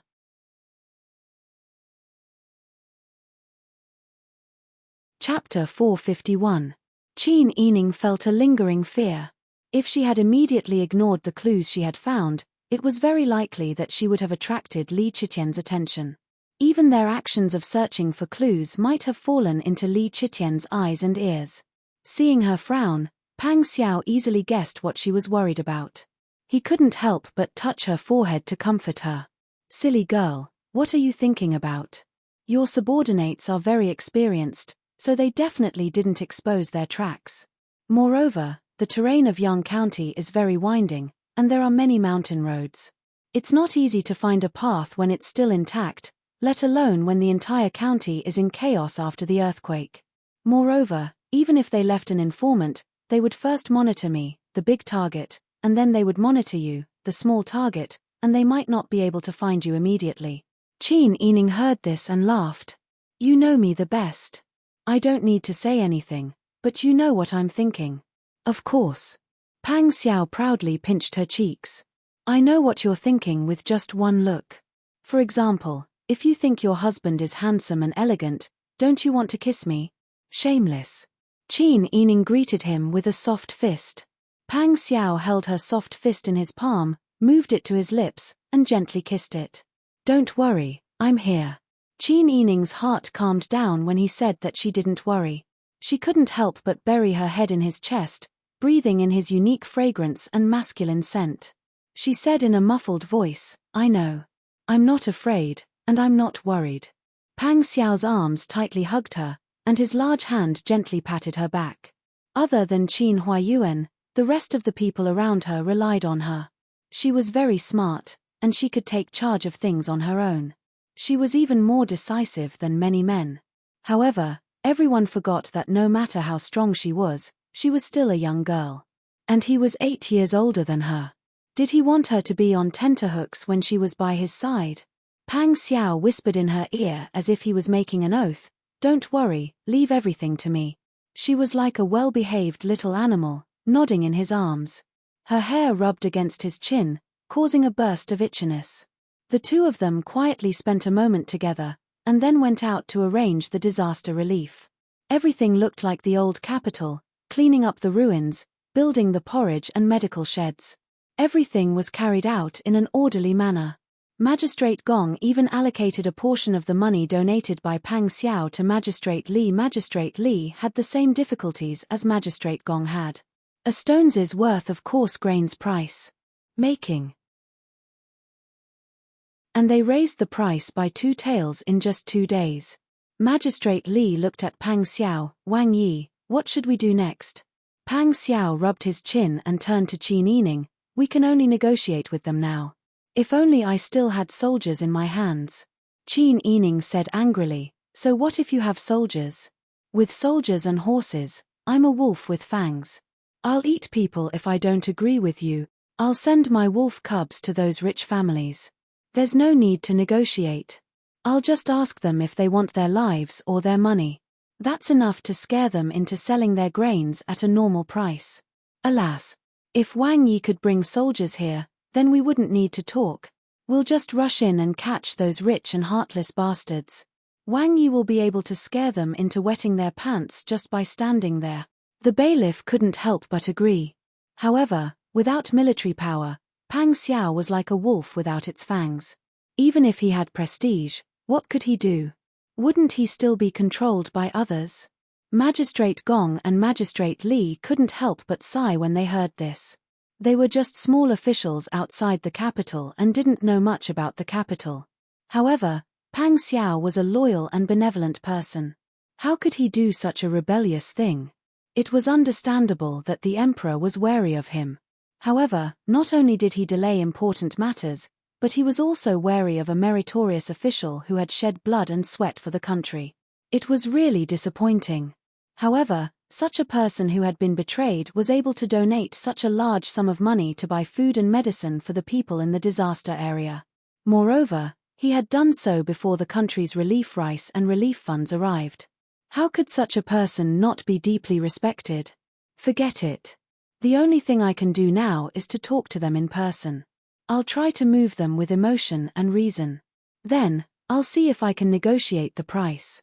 Pang Xiao got up and called Hu Zi and the elite tiger guards to accompany him. Qi Nining said, "I won't go with you. Today, I plan to go to the farmstead and see if I can get some grains. I don't know if my farmstead is seriously affected by the disaster." Pang Xiao nodded and said, "Be careful. I'll call the people around me to go with you." "No need. Your situation is more urgent. You can bring a few more bodyguards." "4 bodyguards are enough for me." Pang Xiao looked at Jing Zhe and the other 3 people behind Qi Nining and nodded with relief. Magistrate Gong and Magistrate Li sent the 2 of them out of the door and looked at their backs with hope. They looked at each other and said with emotion, "Wang Yi and Princess Consort are really good people. Especially Princess Consort. Here, she is eating porridge with us and has to run around for food. However, she has never complained. Only such a woman is worthy of a benevolent and righteous person like Prince Zhongshuren. Yes." Although they couldn't eat their fill, they were full of energy with important people like Wang Yi and Princess Consort accompanying them to suffer and think of solutions. County Magistrate Li and Magistrate Gong busied themselves with settling down the victims of the disaster. Qi Nining, along with the 4 silver-masked secret agents, Bing Tang, Ji Yun, and Jing Zhe, went to a farmstead not far from Yang County. The person who answered the door was a young girl who looked about 6 or 7 years old. Her hair was combed into 2 buns and she wore a coarse cloth jacket. When she saw Qi Nining, the young girl shouted in surprise, "It's 4th young miss. 4th young miss is here." Qi Nining thought carefully and recognized the young girl in front of him. "You are Ping Ya? You have grown a lot taller. I almost didn't recognize you." Back on Changchun Mountain, Qi Nining had taken in many disaster victims in the Ning garden that Pang Xiao gave her. Ping Ya was one of them. He didn't expect Master Zhong to arrange for her to live in a farmstead in Yang County. "Aya, it's really 4th young miss." Hearing Ping Ya's call, several people ran out of the farmstead. When they saw Qi Nining, they all bowed and greeted him. "4th young miss. Benefactor, why are you here? Quick, quick, quick. Please come in and have a seat."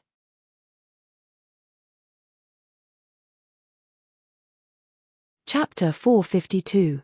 Although Qi Nining was the master of the farmstead, when he saw these familiar faces that he had helped before, Qi Nining felt much more at ease. "Benefactor, why did you come here personally? It's not easy to travel when the Earth Dragon overturns," said Chief Zhong. "That's right, Benefactor. It's very dangerous on the road. Besides, you don't know this, but the Earth Dragon overturns once every few days." "I don't know what's going on," said Madame Ding, the wife of Chief Zhong. Qi Nining asked with concern, "Is everything all right in our farmstead? Is anyone injured?" Sigh, a few houses were destroyed, and more than 10 people were injured. The mother of one of the houses was hit by a falling beam, and she passed away immediately. Qi Nining sighed and said, "Sigh, it's natural and man-made disasters. The ones who suffer are the commoners." Madame Ding said, "Benefactor, You are kind. Back then, it was all thanks to you that we were able to keep our lives. We are already lucky to be able to settle down in the farmstead, have food to eat, clothes to wear, and a house to live in. We can even spend the new year peacefully. Benefactor, you have already done your best for us. Don't be sad. Chief Zhong also said honestly, that's right.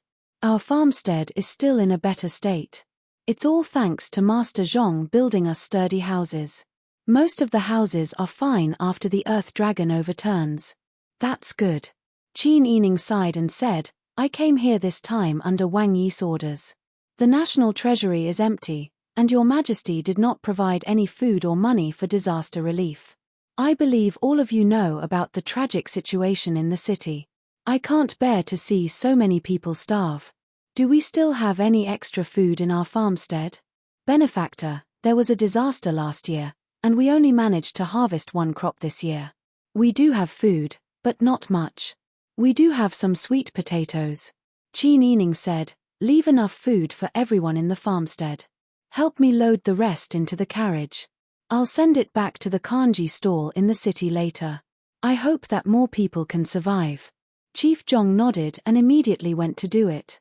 Madame Ding wanted to say something but hesitated. Qin Yining smiled and said, Mrs. Ding, if you have something to say, just say it. Ah, benefactor, I know it's not my place to say these words. Benefactor, you're kind and only want to save more people. There's such a big court, can't they take out a single coin? I think someone saw your kindness, benefactor.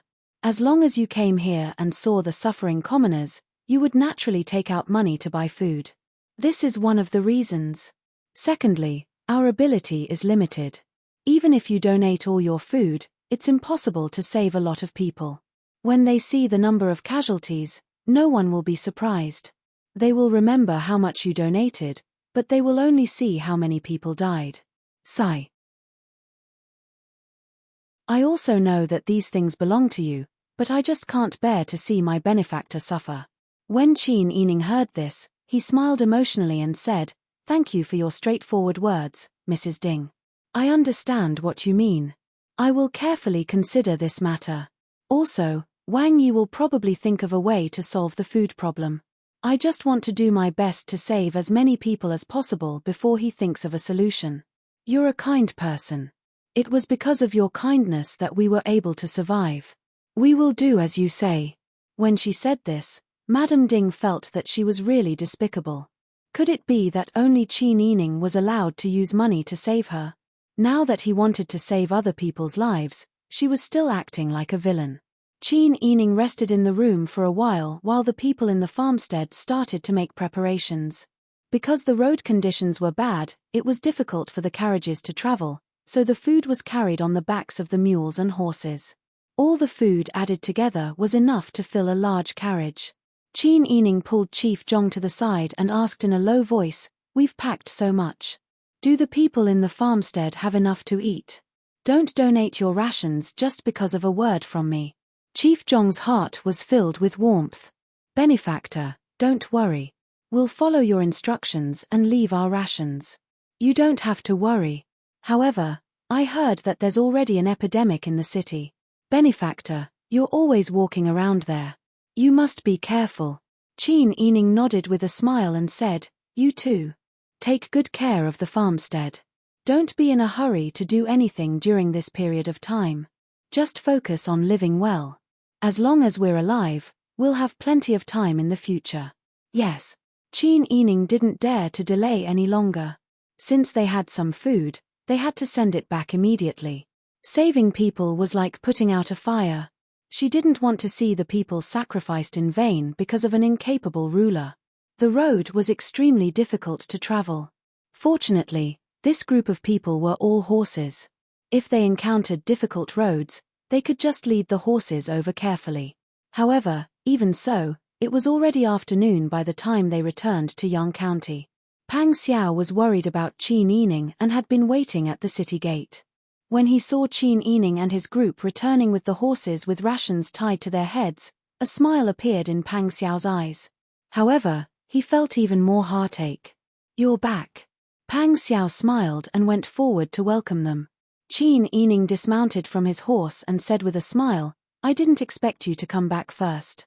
"Yes, we came back in the afternoon." "How was it? Are you tired after riding a horse for so long?" "I'm fine." Qin Yining walked side by side with Pang Xiao towards the yamen.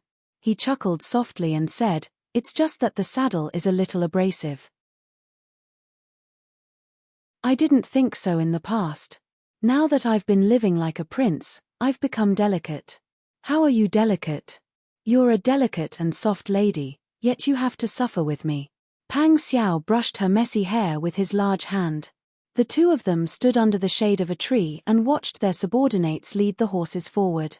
When there was no one else around, Pang Xiao lowered his voice and said to Qin Yining, "My spies discovered that the entire area around the old capital has been surrounded by the Dragon Stallion army. They should have been brought here by your majesty. In particular, there are people rushing towards Yang County. However, they were delayed by the bad road conditions. However, I believe that the troops will arrive soon." Qin Yining was shocked when he heard this. "So, the treasure is really in Yang County?" "Yes. Otherwise, your majesty wouldn't have done this. However, we still don't know where the treasure is hidden. We also don't know where the Qingtian alliance stands on this matter. Are the marks they left behind the location of the treasure?" Qin Yining said helplessly, "Since they know that the troops have been mobilized, and your majesty has secretly rushed over, we can't let our guard down. Even if we're curious, we can't go and investigate. Otherwise, we'll get into trouble and the losses will outweigh the gains. Right now, the most important thing is to think of a way to help the disaster victims. The little things we have won't be able to support us for long. The imperial court also doesn't have any rice, so we have to start with the large families." Upon hearing this, Pang Xiao smiled bitterly and said, "Those large families are all dissatisfied with the Daeju imperial court. Moreover, the rich are heartless. I went to talk to one of them, but it was to no avail. We have to think of a more suitable method in the future."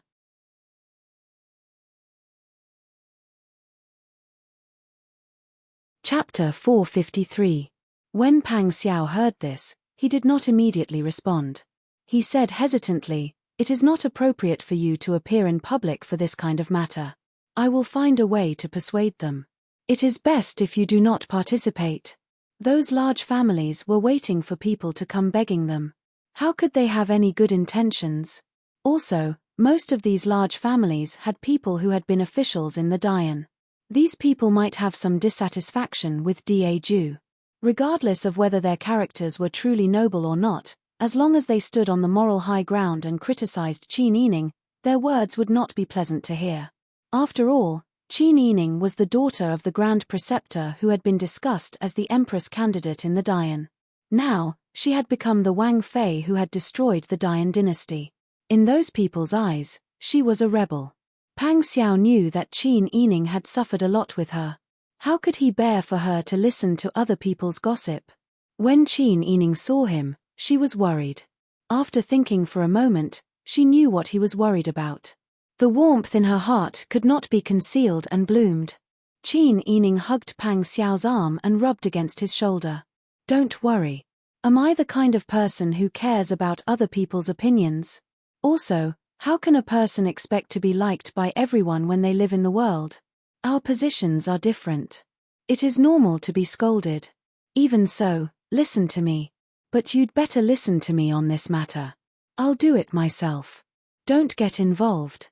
Pang Xiao hugged Qin Yining with heartache. The more open-minded and sensible she was, the more Pang Xiao pitied her. If she had not suffered so much in the past, she should have been at a lively age. How could she have been forced to learn so much about the fickleness of human emotions? Even though the sky was dark, they were still on the streets. Qin Yining's face was red as she gently pushed Pang Xiao away. Pang Xiao did not hug her anymore. He put his arm around her shoulders and slowly walked in the direction of the yamen. "Since you say so, I will not force you. Actually, it's better for us to be more cautious during this period of time." Qin Yining was also afraid that he would stand out and bring trouble to Pang Xiao. After all, Li Qitian had secretly sent troops to surround the old capital. Pang Xiao could understand what she meant. He nodded and said, "You're right. We just need to think of ways to relieve the disaster. As for the other aspects of your words and actions, you must pay special attention to them. You must not be ambiguous and give others something to use against you." "I know.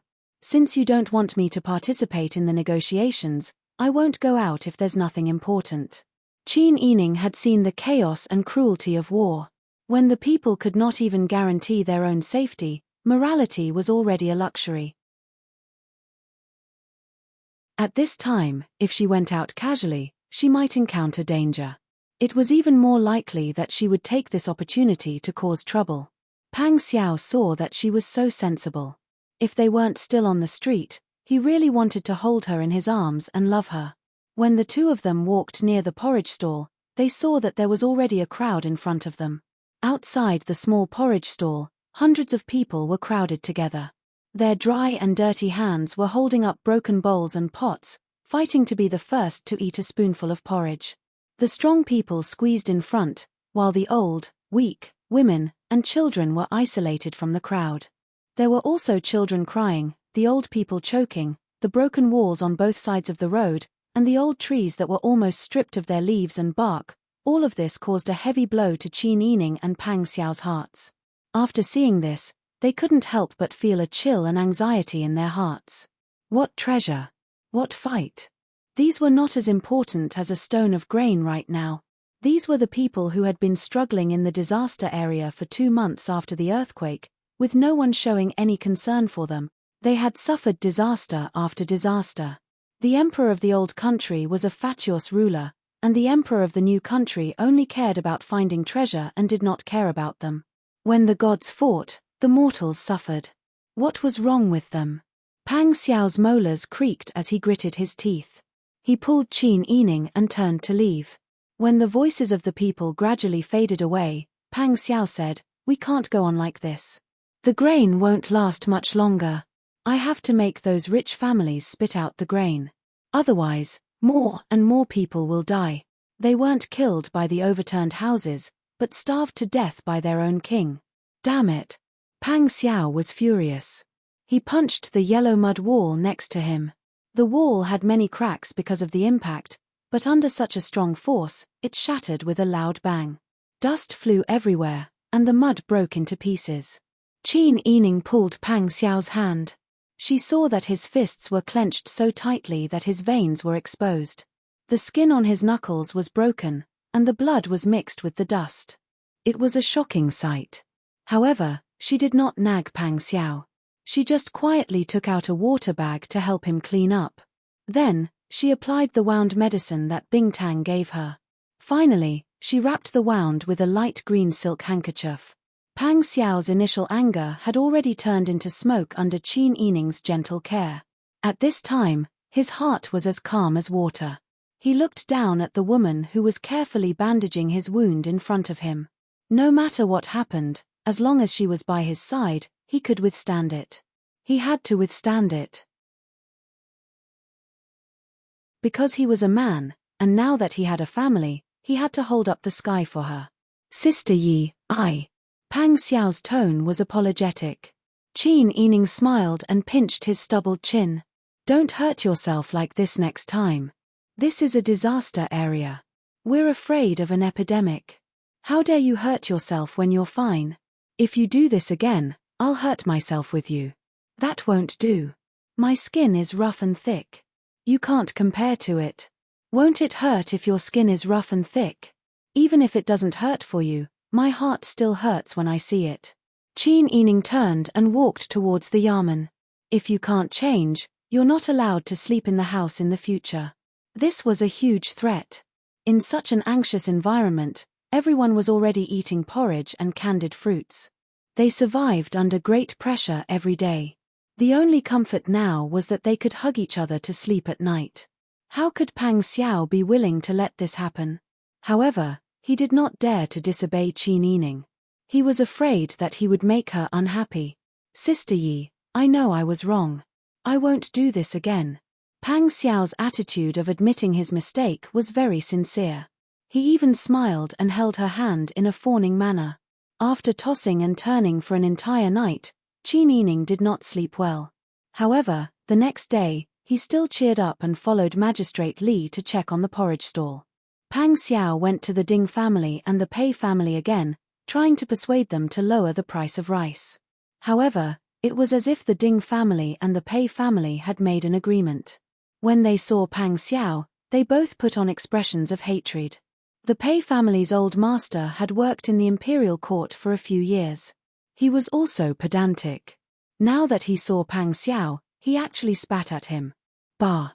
You murderous devil, how dare you come and talk to this old man? Let me tell you, this old man has grain, but I won't sell it to you. Even if you want me to lower the price, I won't sell it to you even if you want to buy half a catty of small yellow croakers. You bunch of scum, you deserve Daju's downfall." Pang Xiao suppressed the anger in his heart and gently persuaded, "The imperial court bought these grains from you. They didn't rob you. Moreover, by selling these grains, you saved the lives of the majority of the people. Even if you hate this king, the Dian dynasty no longer exists. Now, Daju's emperor is the one who rules the world and works for the well-being of the people. If you continue to be stubborn and insult this king, do you believe that this king will flatten your Pei family? Look, you've revealed your true colors. What do you mean by collecting grain? I think you just want to take this opportunity to make a fortune." The more Pei family's master scolded, the worse it sounded. In the end, he even cursed Pang Xiao's 8 ancestors and all the female elders. Pang Xiao was already gritting his teeth. How could such a muddle-headed person become the head of the imperial court? No wonder the Dian dynasty fell. No matter what you say, your actions of asking for an exorbitant price without caring about the lives of the people are not smart at all. Since you love the Dian dynasty so much, why don't you want to save the people of the Dian dynasty? Do you want to watch people die of starvation one by one in front of you? Your Pei family's population is not small, but if you store your grain well, it would be enough to support a dragon stallion army, but you just won't let it go.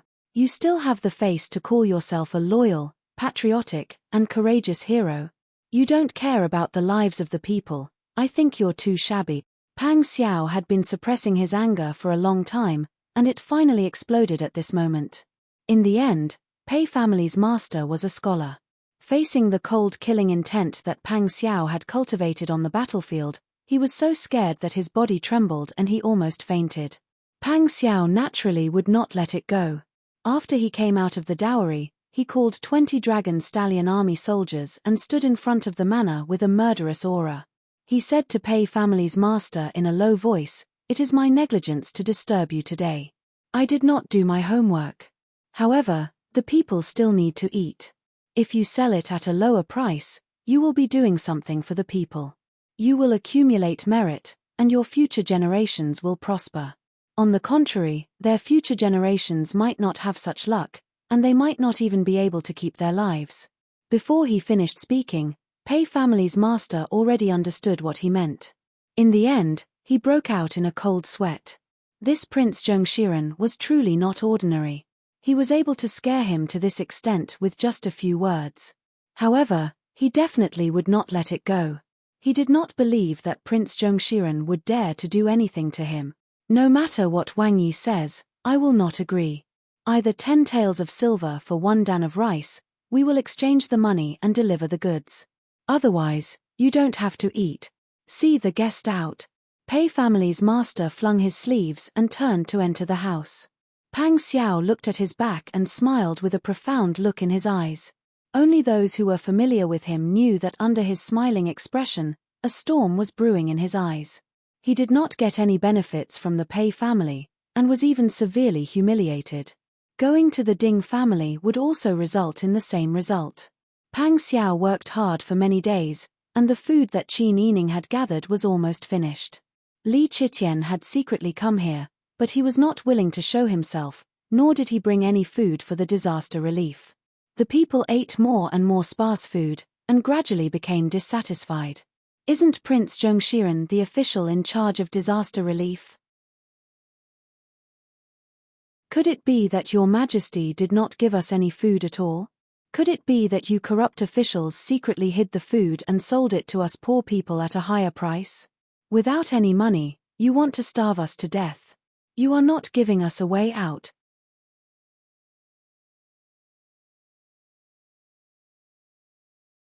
Chapter 454. Qin Yining had seen the famine with her own eyes, so she knew what crazy things the starving people would do. Qin Yining stood beside Pang Xiao and looked at the skinny people in front of her. She looked at their yellow and thin faces that were twisted with anger. She looked at their withered hands that were holding up broken bowls. Her heart felt like it had been hollowed out by someone. She felt so uncomfortable that she couldn't breathe. These people didn't have to live like they were now. The incapable ruler of Dian didn't treat them well. Now that the emperor of Daeju was here, he didn't care about their lives at all. They had been suppressing their anger and despair, but because of their low status, they didn't dare to do anything. After going through all kinds of disasters and not being treated like humans by the emperor, if they could still keep their calm, wouldn't they all become saints? Qin Yining felt that she couldn't not hate them at all. Moreover, they were now in the midst of a famine. What should we do? What should we do?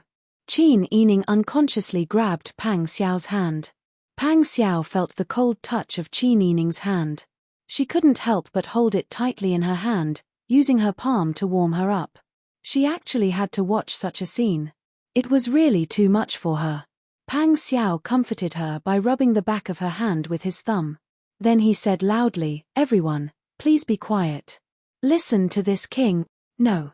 We won't listen. You are all corrupt officials. You embezzled the relief food that the imperial court gave us. Every day, you use some plain porridge to fool us. We surrendered in Dian, so we aren't humans in the eyes of the Zhou dynasty. We want to eat. We want food." The people were all talking at once. If it was any other time, this kind of scene would have caused the crowd to become agitated and shout. However, the starving people did not have the extra energy to shout. Even when they were talking to Pang Xiao, they had to say a few words and then gasp for breath.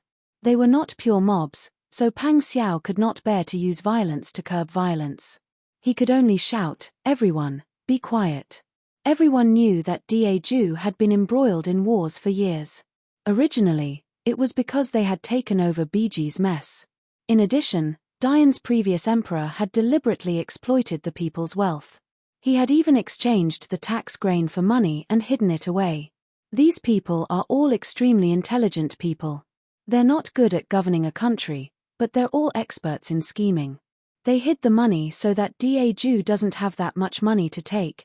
Your Majesty's heart is for the people, but everyone understands the principle of a clever housewife cannot cook without rice. Moreover, this is a disaster area. After the earthquake, the roads in and out were all blocked by boulders that rolled down from the mountains. Some of them were even cracked and damaged. The carriages that transported the food could not reach the city. That day, in order to get food for everyone, the princess consort, a young girl, had to travel for an entire day to get some rice and sweet potatoes.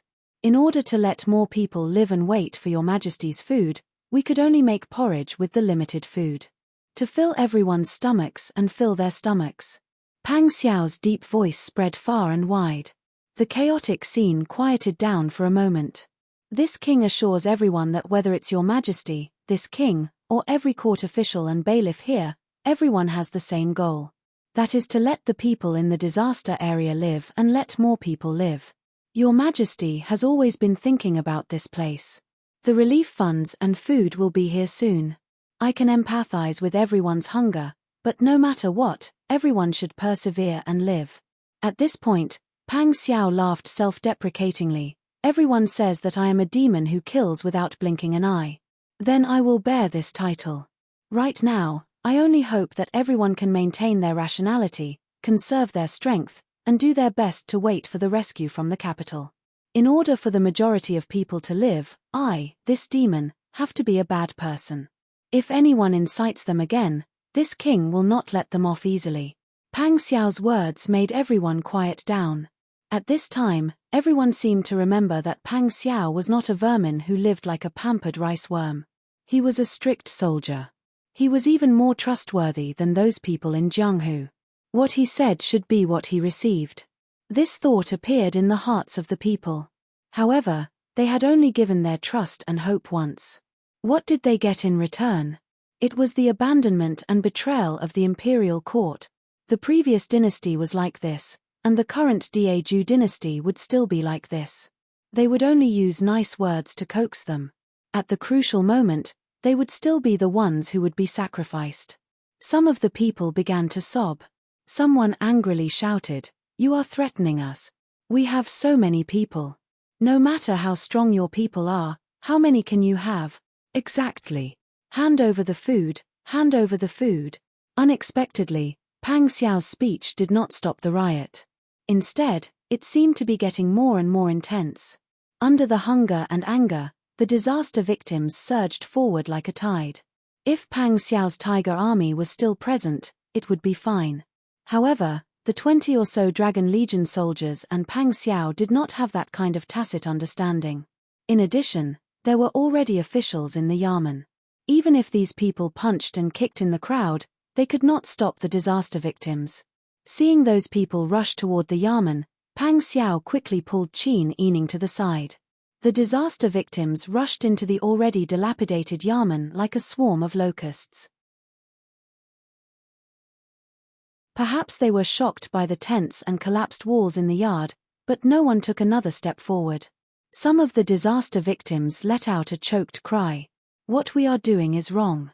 Magistrate Li has always been with us through thick and thin. We don't have a house, so he told us to stay in the Yamen. We don't have food, so he ate porridge with us. That's right. The court doesn't have money to buy rice for us. The food we have been eating these days was donated by Prince Zhengshuren and Princess. They have been with us this entire time. If we charge in like this, what kind of people would we be?" Among the disaster victims, with these few voices taking the lead, a portion of them quickly calmed down. Their desire for revenge and destruction was no longer as serious. However, the rest of them still wanted to charge in. Moreover, after the crowd, someone shouted loudly, "They must have food." It was all hidden by Prince Zhengshuren and Princess. This shout came too abruptly. It was completely inconsistent with what the people had said earlier. Qin Yining immediately sensed that something was wrong. "Wang Yi, someone is fanning the flames behind the scenes." "I know. I've already sent someone to investigate." Pang Xiao tried to appease Qin Yining, but his words did not have any real evidence to appease the people who were about to starve to death. With that shout just now, some of the disaster victims were unwilling to give up and charged into the Yamen. Some people didn't want to go, but they were still pushed inside by the crowd. There were also some weak disaster victims who fell under the crowd's feet. They never had the chance to stand up again. This was a chaotic and bloody scene.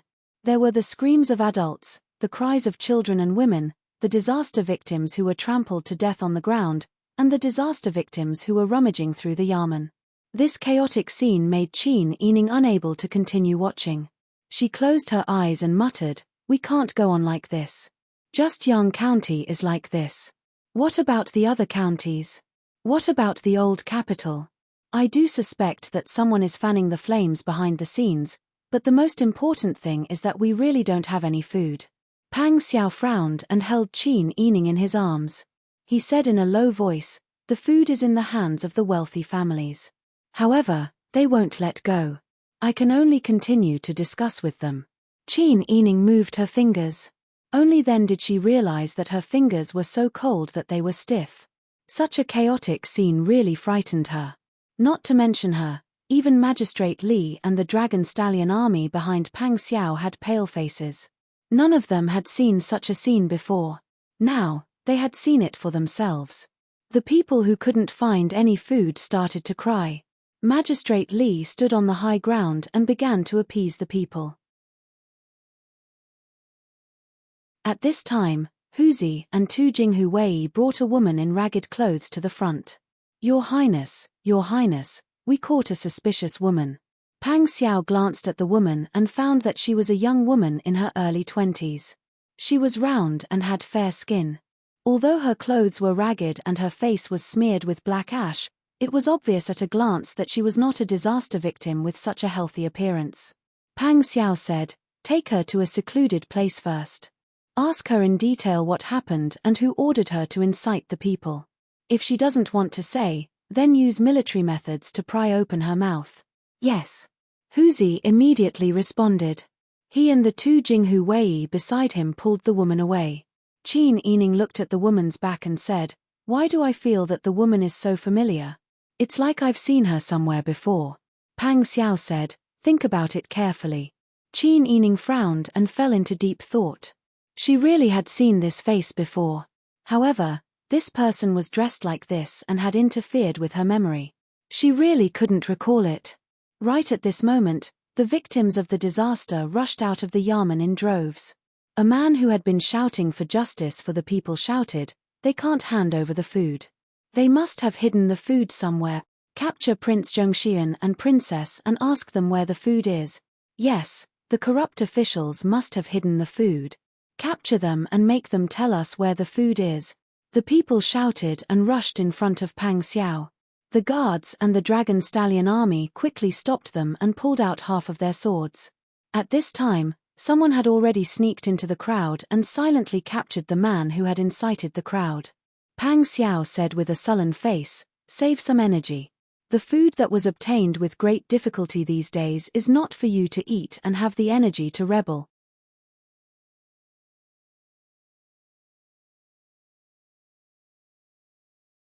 Chapter 455. With fewer people stirring up emotions among the disaster victims, everyone recalled that they had been eating the food that Prince Zhongxian and Princess Consort had tried their best to get. Everyone's anger subsided a lot. Regardless of whether the emperor cared about them or not, at least Prince Zhongxian and Magistrate Li had done their best. In their panic, they had been instigated to riot. But after venting their emotions, many people regretted it. They even began to worry whether they would be held accountable. They no longer rushed into the yamen, but waves of crying could be heard from the crowd. This sorrow made everyone feel the same way. The cries of the disaster victims became louder and louder, shaking people's hearts. Qin Yining leaned against Pang Xiao's side. Hearing such sorrowful cries, he also shed tears. Pang Xiao hugged Qin Yining's shoulder and rubbed it. Then he said loudly, "Everyone, don't be afraid. Since this king has received the imperial edict to come here, he will definitely do his duty as the disaster relief ambassador." The earthquake caused many roads to be destroyed, making it even more difficult to transport food into the city. But this king will find a way to solve these problems. Everyone, please calm down. Don't waste your energy. Among the sobbing people, someone said loudly, "How can we believe you? That's right. We have been trapped here for so long. So many people have died for nothing. Many of the injured people shouldn't have lost their lives. You disaster relief people came so slowly, and you came empty-handed. How can us ordinary people believe you?" Everyone was pitiful. They had more or less lost their family members in this disaster. Moreover, Li Chitian's actions were really disappointing. It was no wonder that the people in the disaster area held hatred in their hearts. In fact, Pang Xiao and Qin Yining didn't agree with Li Chitian's actions. But from their standpoint, they couldn't say anything bad about Li Chitian. They could only promise that they wouldn't abandon any of the people. The two of them expended a tremendous amount of effort before they managed to suppress the riot. They didn't cause any serious damage. If today's riot continued, even if Pang Xiao's martial arts were superior and he was protected by masters, a tiger would not be able to fight against a pack of wolves. The frantic people would rush forward, and these people would have their hands and feet tied. It was unknown whether or not it would lead to more serious consequences. After finally calming down the disaster victims, Pang Xiao pulled Qin Yining to discuss countermeasures with Magistrate Li and Magistrate Gong. In an open space, everyone, regardless of their status, sat on the ground. The dragon army also surrounded everyone. Magistrate Gong said, "The situation now is very clear. The people of Li Chitian's hands." Although the emperor's money for disaster relief hasn't arrived yet, the money donated by the prince is enough to support us for a long time. But the transportation is inconvenient. We have no place to buy rice. The rich families in the city have rice, But they insist on the price of 10 taels of silver per grain of brown rice. They are not willing to lower the price. Pang Xiao gritted his teeth and said, "Those rich bastard." Everyone's mood was very heavy. Because when the people were suffering, there were people who gathered to think of a solution. There were also people like the Ding and Pei families, who were morally bankrupt, who stood on the sidelines and watched the show. Such a strong contrast. It made people sigh. However, the disaster victims didn't understand their difficulties. They only saw that Your Majesty didn't give them food and money, causing many people to starve and die of illness. Disaster relief wasn't just about letting the disaster victims live. From Your Majesty's point of view, it was more important to stabilize the people. If he couldn't do the former, he was afraid he would lose the people's hearts. If he couldn't do the latter, he was afraid he would be killed. Qin Yining pursed her lips. In fact, she had a cruel idea in her mind. However, she didn't say it out loud. After seeing so many suffering commoners today, she finally stopped hesitating and said firmly, "Actually, I have a way to temporarily solve this urgent problem without using money. It's just that this method is too sinister." Everyone looked at Qin Yining. Pang Xiao said thoughtfully, "What is your idea?" "Rob the rich and give to the poor." After Qin Yining said that, she pursed her lips and frowned. She didn't say anything for a long time. Magistrate Li said, "I understand what you mean, but we don't have enough people. If we attack those rich families, we might not be able to get any food at all. It will only increase the casualties."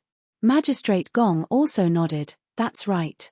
Moreover, if we attack those rich families, we might be charged in the end." Qin Yining pursed her lips, closed her eyes, and said, "But what if the people who attack those rich families are the disaster victims?" Everyone was stunned when they heard that. Pang Xiao hugged Qin Yining with heartache. She ignored everyone's gaze and patted her back to comfort her. "Sister Yi, I'm sorry to make things difficult for you." Qin Yining shook her head, gently pushed Pang Xiao away, and said, "You might think that my idea is too evil. Because once the disaster victims attack the rich families in anger, there will be serious casualties on both sides. Moreover, when the disaster victims rush into the rich families' houses, it is inevitable that they will break into the houses of the rich and powerful families. Even some old people, children, and women will. But I really can't think of any other way to save so many people. Your Majesty's treasury is empty, and we don't know when the food will be sent here. But the people in the disaster area need to eat and take medicine every day. If this goes on, the people will complain, and Your Majesty's country will not be stable. The most important thing is that I'm afraid these people will become sacrifices. Although this method of attacking the rich families is cruel and will cause casualties, it is the method with the least casualties compared to all the people starving to death. In the end, it will develop into a situation where people will be eaten by others." Qin Yining lowered her head and murmured, "I came up with such a cruel idea. Perhaps I will go to the 18th level of hell in the future." "Sister Yi, don't say that." Pang Xiao smiled and comforted her by putting her arm around her shoulder. "I understand what you mean and what you think. Just like when I killed people on the battlefield, in the beginning, I couldn't do it because my opponents were also people. Perhaps there were people in their families waiting to go home. If I cut them, it would cause a family tragedy. But when it's time to do it, I still can't hesitate. Because if I don't kill, not only will they kill me, but they will also harm more people. If I don't kill, the chaotic world will not end, and the people will not be able to live a stable and good life.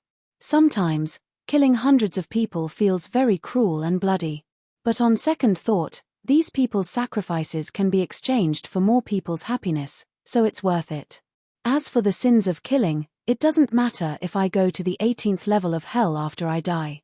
After all, there's a Buddhist saying, if I don't go to hell, who will?" When Qin Yining heard this, he couldn't help but murmur, "If I don't go to hell, who will?" "Yes, I came up with such a sinister idea. As long as more people can survive, the sacrifice of these few people will be worth it. Even if I go to hell, I will accept it. Moreover, this action can serve as an example to others. When the other rich families in the county hear about this, they will not continue to insist on the price. We don't want to rob them of their food. We just want to ask for a fair price. The more Qin Yining spoke, the more determined he became. His eyes also cast away the weakness from before and became firm and wise. At this moment, everyone present understood what Qin Yining meant. They thought about it carefully. Indeed, in a situation where there were no soldiers to suppress, the only way to reduce the number of casualties and let the majority of people survive was to incite a riot and let the disaster victims take the food of the rich families themselves. The law does not punish the majority. Why would Your Majesty pursue the actions of a large group of disaster victims? However, in the end, the victims of this matter were pitiful. The old, weak, women, and children of the rich families. After all, they were not the decision-makers, but they had to pay with their lives for no reason. When everyone looked at Qin Yining, the expression in their eyes changed. How intelligent and decisive was a woman who could come up with such a plan? She was compassionate and also felt guilty for those who were about to lose their lives. However, her goal was to save as many people as possible. Although the method was cruel, who could blame her for it? That night, Qin Yining couldn't sleep. She tossed and turned, unable to fall asleep. Scenes of rioters rushing into the rich families' houses to burn, kill, and loot appeared in front of her eyes. Then, she saw miserable scenes of women and children being abused. When she finally fell asleep, she was awakened by a nightmare. Pang Xiao was awakened by Qin Yining's scream in her sleep. When she saw her tear-stained face, she couldn't help but feel sorry for her and hugged her tightly in her arms. Sister Yi, you didn't do anything wrong. Your method was not wrong. If it was wrong, the culprit would be the one above, not you. But in the end, there will be people who will lose their lives because of my method. However, most of the people will also survive because of your method. Not only the people in Yang County, but all the people in the other parts of the disaster area will also survive because of your method. Qin Yining leaned on Pang Xiao's shoulder and nodded with her eyes closed. In the face of cruel reality, only by putting away her weakness could she move forward. The next morning, the disaster victims learned about the heartless methods of the rich families. Prince Zhongshiren went to buy grain, half of which was sand and half of which was coarse rice. However, the price rose to 12 taels of silver per dan. They also learned that Prince Zhongshiren was refused entry several times because he didn't have enough money to buy rice locally. The people were instantly enraged. After noon, the disaster victims rioted and rushed toward the Ding and Pei families. At the same time, Huzi brought a person who was tied up and brought him in front of Pang Xiao and Qin Yining. Replying to Your Highness, after the two people were carefully interrogated yesterday, they finally confessed. There was indeed a life lost, and they deliberately incited the emotions of the victims, which caused a huge riot like yesterday to happen among the victims. This person is the mastermind behind the scenes. The two of them lowered their eyes and looked at Madame Lu, who was lying on the ground with a rag stuffed in her mouth. Qin Yining said in a deep voice, "Why is it you? Didn't you go back to the village? Why are you still here and doing that kind of thing? Do you know that because of your actions, there was a stampede during the riot yesterday and how many people died?" Madame Lu bit the rag and glared angrily. Qin Yining said, "Take it off and let her talk." "Yes." Huzi immediately took the rag away.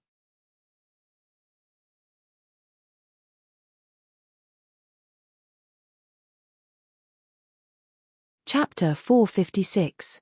I'm not surprised at all that Mrs. Lu has such good intentions. I just didn't expect you to have suffered so much. I can't believe you're still so stupid. Qin Yining's voice was slow and gentle, but every word that fell into Mrs. Lu's ears was a kind of mental torture. You. Mrs. Lu's face turned purple. She couldn't help but look at Pang Xiao with her watery eyes, wanting to ask for help. However, Pang Xiao just sat on the main seat and didn't even look at her. He just leisurely drank his tea. She was tied up and thrown on the ground. But Qin Yining had the right to sit on the same level as Pang Xiao and use such vicious words to insult her. Mrs. Lu flew into a rage out of humiliation. She glared at Qin Yining and said, "You're the only one who can come to help the victims. Can't others be kind enough to do a good deed?" Qin Yining was amused by her unreasonable words. Inciting the people to die here is considered a good deed. Then I'll take your life and let you die early so that you can reincarnate. Isn't that also a good deed? Pang Xiao couldn't help but laugh. Mrs. Lu met Qin Yining's angry and murderous eyes. In the end, she trembled and moved back. You wouldn't dare. I'm a member of the Lu family. If you dare to lay a finger on me, the Lu family will hold you accountable. Oh. So you're saying that it was the Lu family who incited you to incite the victims to rebel? Do you believe that when this news reaches your Majesty's ears, the Lu family will be reduced to ashes? Who do you think will care about supporting you then?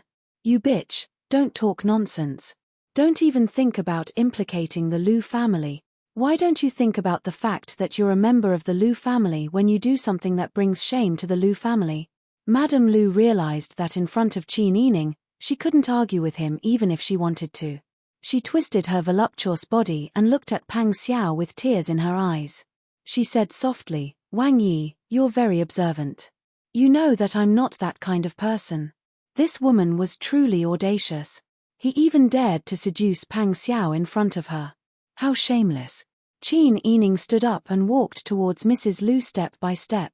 Finally, she stopped 2 steps away from Mrs. Lu and looked down at her condescendingly.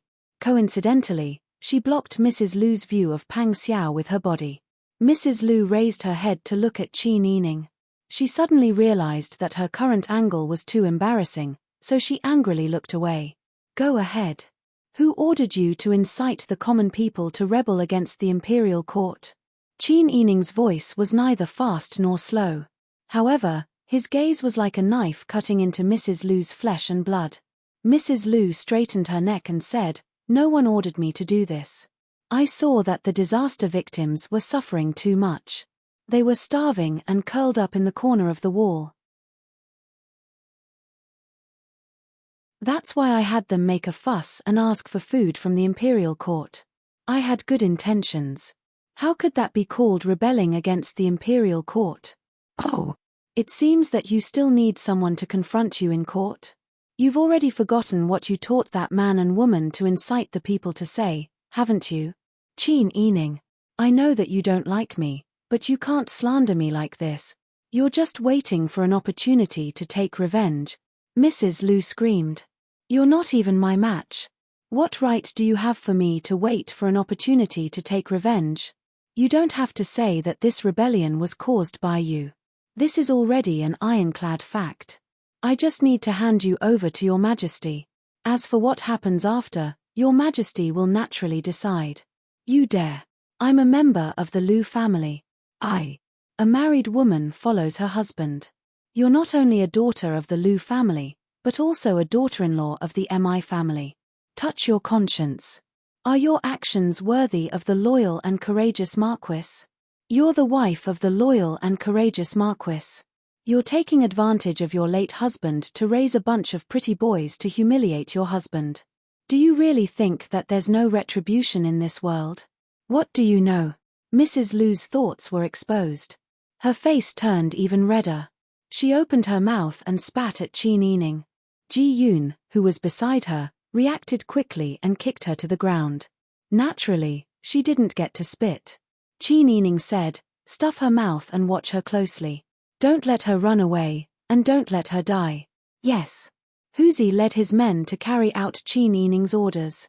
Mrs. Lu was dragged out of the door like a piece of pork. Pang Xiao stood up and put his arm around Qin Yining's shoulder. He smiled and said, Jealous? Qin Yining nodded seriously. Yes, I'm jealous. She dared to scheme against you in front of me. She's clearly shameless to the extreme. This kind of woman should be drowned in a pig's cage. Pang Xiao saw that Qin Yining's bright and beautiful face was angry. Her beautiful brows were knitted together, and her lips were slightly pouted in displeasure. This appearance was indescribably lovable. Although it was somewhat inappropriate at such a critical moment, Pang Xiao still couldn't help but pull Qin Yining into his arms and gently kiss his red lips. Don't think so much. I don't care what they think of me. As long as I only have you in my heart, isn't that enough? Qin Yining's heart was filled with happiness as if it had been brushed with honey. She hugged Pang Xiao's thin waist and buried her face in his chest. Are you serious? What if there's a woman younger and prettier than me in the future? What if you take a fancy to her? Take a concubine? When Pang Xiao heard this, he was both amused and distressed. How can that be? First of all, there won't be a woman more beautiful than you. Second of all, I don't want to take a concubine. I've already said that I only want you. Qin Yining didn't say anything. His face was buried in Pang Xiao's arms, and he didn't raise his head. However, his heart had already relaxed a lot. A smile also appeared on his face. At this moment, the sound of footsteps came from outside. The two of them separated and sat down.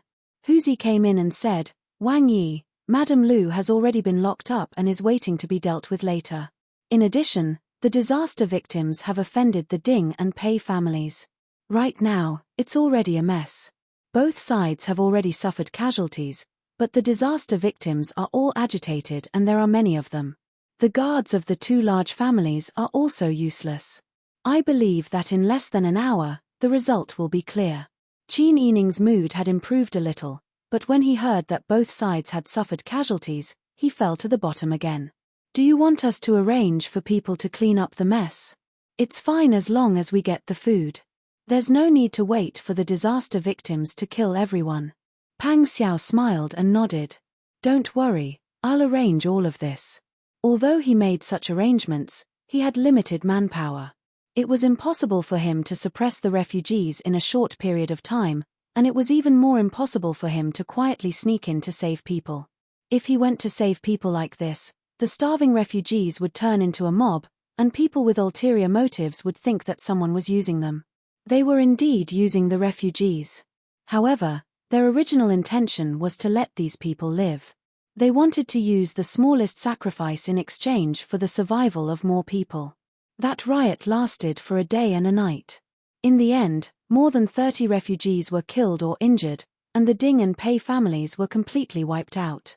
The food hidden by these two families was looted by the refugees, and smoke appeared in the city that had stopped rising for a long time. At this time, under Pang Xiao's arrangements, Yang County regained its strong law and order.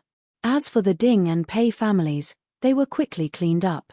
As for the riot of the disaster victims in Yang County, it quickly spread throughout the disaster area as if it had grown wings. In particular, there were more Dian officials and rich families living in the old capital. After Magistrate Gong returned to the capital, there were actually rich families who took the initiative to come to sell their food. The price of coarse rice, which had previously risen to 12 taels of silver per dan, was reduced to 1 tael of silver per dan. In this way, the money Pang Xiao donated could temporarily solve the crisis of the people having trouble eating. On the surface, everything seemed to be perfect. However, Qin Yining had not slept well for 2 consecutive days. As long as she closed her eyes, she could see the women and children of the Ding and Pei families who had died in vain. She had indeed used this method to save more people's lives. However, this idea of hers had also caused the deaths of more than 50 people from the Ding and Pei families. After those disaster victims turned into mobs, they not only robbed, but also raped. Although Pang Xiao would not tell her the specific scene at that time, he did not allow her to accompany him. He also did not allow her to accompany him to clean up the Ding clan and the Pei clan. However, as long as she used her brain slightly, it was not difficult to imagine the tragic ending of these two clans. If a human life was lost, then it was lost. Irrelevant people could treat it as an arithmetic problem. Using the lives of more than 50 people in exchange for the survival of tens of thousands of people, it seemed like from the perspective of righteousness, and there was nothing wrong with it.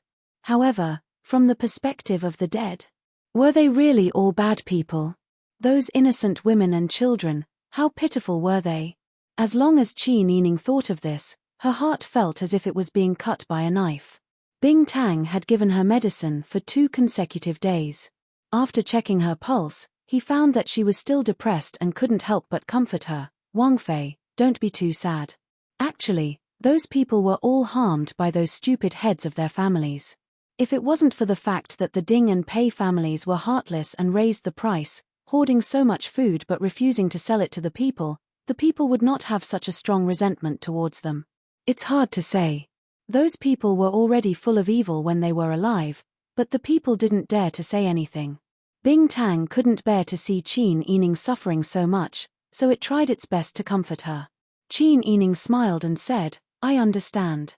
It was just that understanding was one thing, but thinking about it in his heart was another. "I think that after a while, I will be able to get better." Bing Tang couldn't help but sigh and nod. Time was indeed a good medicine to dilute any pain. Wang Fei. At this moment, Ji Yun came in with a strange expression on her face. Qin Yining looked at her inquiringly. "What's wrong?" Ji Yun said in a low voice, "You have a friend who used to know a madam from the Liao family. This time, she returned to the old capital for business and encountered an earthquake. When she heard that you were here, she specially came to pay her respects. Do you want to see her?" As Ji Yun spoke, she nodded at Qin Yining. Qin Yining's heart skipped a beat. The person who came was Madame Liao from the Qingtian Alliance. She was the contact person between Qin Yining and the Qingtian Alliance. Why did she take the initiative to come here? Could it be about the treasure? Since it's an old acquaintance, please come in.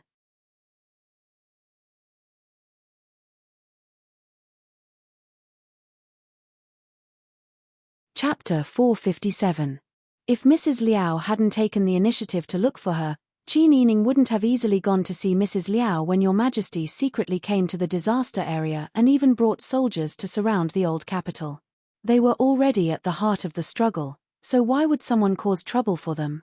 What's more, she agreed to see an unfamiliar face.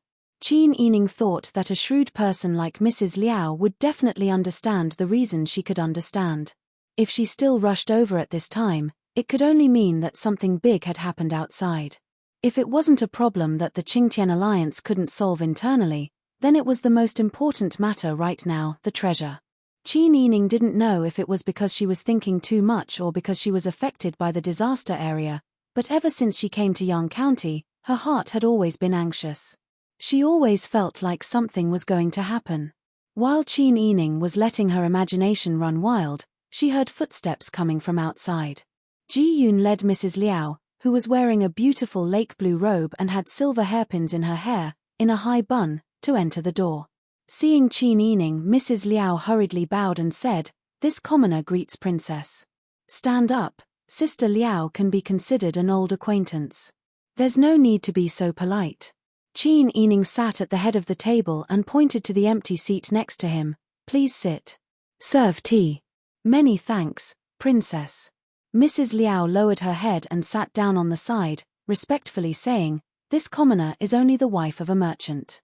In the past, Princess was willing to compromise because Princess was magnanimous, but this commoner didn't dare to overstep the rules. Qin Yining smiled faintly and said, "Sister Liao blinked and dared to speak, then we became estranged. However, I remember that Sister Liao went out with your husband to do business. Why did you come to the disaster area?" Mrs. Liao smiled shyly and said, "I did go out with my husband to do business. However, when he heard about the disaster here, he wanted to do something for the people. Therefore, he specially brought some food and medicinal herbs. However, the mountain road was really difficult to walk on, so I wasted a lot of time on the road. Only after arriving here did I find out that the disaster relief ambassador was Wang Yi. I also found out that Wang Fei was also here, so I specially came to pay my respects." Qin Yining's face lit up with joy as he said emotionally, "Sister Liao is truly righteous. You have done a great deed for the people. I thank Sister Liao on behalf of the people." Saying this, Qin Yining stood up and bowed. Liao Tai jumped in fright and hurriedly jumped up to support her with both hands in fear and trepidation. "Wang Fei, what are you doing? This is unacceptable. You and Wang Yi are righteous and have done a lot for the people in the disaster area. We don't have much talent, and the food and medicine that we can contribute is limited. We can't afford such a big gift from you." While supporting him, a small ball of paper was stuffed into Qin Yining's hand under the cover of his sleeve. Qin Yining quietly clenched the paper ball tightly. After exchanging a few polite words with Mrs. Liao, he ordered people to go out and receive the provisions and medicinal herbs. He then clearly selected them and recorded them in the book. Then, he personally sent Mrs. Liao out and sincerely thanked her on behalf of the people in the disaster area. After Mrs. Liao left, the bailiff who helped carry the provisions and medicinal herbs in front of the door was still sighing with emotion. It seems that there are still many good people. There are still such benevolent and righteous merchants in the world who are willing to spend a lot of money for unrelated people. Wang Yi also donated 50,000 taels of silver to the disaster victims. He said that he sold the Wang Fei's dowry house and everything else. If the Ding family and the Pei family had even a little bit of benevolence, they wouldn't have been destroyed. When Wang Yi went to talk to them about buying grain and rice, they insisted that a stone of coarse rice would cost 12 taels of silver. Those heartless rich people are even more vicious than bandits on the road. Now that their families are gone, it's their own fault. Qin Yining listened to this person talking about the Ding family and the Pei family. Because that bad idea was her idea, she felt guilty for the old, weak, women, and children who didn't do anything bad but were implicated by their families. With a heavy heart, she returned to the back office and dismissed the others. Qin Yining left Ji Yun and Bing Tang to serve by her side. After waiting for the outsiders to leave, Qin Yining whispered to Ji Yun, "Look around and see if it's safe." Ji Yun's expression turned cold. She carefully looked around and made sure that no one was watching. Then, she nodded to Qin Yining. Qin Yining immediately unfolded the note and skimmed through the dense and small words on it. Then, she carefully read it from beginning to end twice. The thing she didn't want the most had finally happened. The treasure was indeed stolen by the Qingtian Alliance and the silver-masked spy. Mrs. Liao was the contact person of the Qingtian Alliance's commander. Every day, she would receive reports from the people in front of her through carrier pigeons. The last carrier pigeon that Mrs. Liao received was the Qingtian Alliance's people reporting that the silver-masked spy was disloyal and that the treasure was in danger. After that, Mrs. Liao didn't receive any more carrier pigeons. She investigated and only recently found out that the treasure was in Yang County for some reason. She brought people to investigate, but they didn't find the whereabouts of the treasure. She also didn't know what happened to the silver-masked spy and the Qingtian Alliance's people. The silver-masked spy was an elite. Although the Qingtian Alliance had a lot of people, most of them were a mob. If they were to talk about martial arts, they might not be the silver-masked spy's opponent. If they were to scheme against the silver-masked spy, they might really be wiped out by the silver-masked spy's 6 people. This was the disadvantage of not having her own subordinates. It seemed that these 2 forces were used by her, but the real temptation of wealth was that the 2 groups had an internal conflict. Qin Yining's complexion was extremely ugly. After a long time, she finally breathed a sigh of relief. She got up, took off the lampshade on the silk lamp, and lit the note. She watched as it burned to ashes and scattered on the ground. "Wang Fei, are you okay?" Bing Tang worriedly supported Qin Yining's arm to let her sit down. When he touched her cold fingertips, he couldn't help but be even more worried. "It's still early summer, and your hands are already so cold. Wang Fei, listen to this servant's advice. You were injured in the past, and you still haven't completely recovered. Don't worry about these things. In any case, you still have Wang Yi to support you. You have to take good care of yourself." Bing Tang held her hands and advised. Ji Yun also sighed and said, "We also know that this matter is difficult, but you shouldn't shoulder it by yourself. Don't be so depressed that you get sick. The gains don't make up for the losses." Qin Yining nodded with a bitter smile and said, "How could I not understand what you're saying? It's just that when things come to a head, how many people can completely not take it to heart?" In the end, Bing Tang and Ji Yun couldn't ask for the reason in detail. They could only talk about other things to ease the situation. When Pang Xiao came back, Qin Yining whispered the matter in his ear. Pang Xiao hugged her thin shoulders and kissed her forehead to comfort her. "I know. Don't worry about this matter. I'll order people to investigate. Your Majesty's soldiers are now here, and they're quietly guarding outside. I'm the person he doesn't trust and is most wary of. Therefore, we can't act rashly to avoid arousing suspicion. I understand. When Mrs. Liao came, she said that she was here to donate food and medicine. It shouldn't arouse much suspicion. The nearby prefectures also consciously donated food. The situation of the disaster victims is getting better little by little. When Qin Yining heard this, his heart could finally relax. He sighed and said, "This is the only thing that can make people feel at ease recently." Pang Xiao heaved a long sigh and hugged her tightly in his arms. Yes, he had married her, but he had put her in danger with him. Sometimes, Pang Xiao even secretly hated himself for being selfish. If it weren't for him, how could Qin Yining be trapped in this quagmire? Pang Xiao's face became particularly gloomy.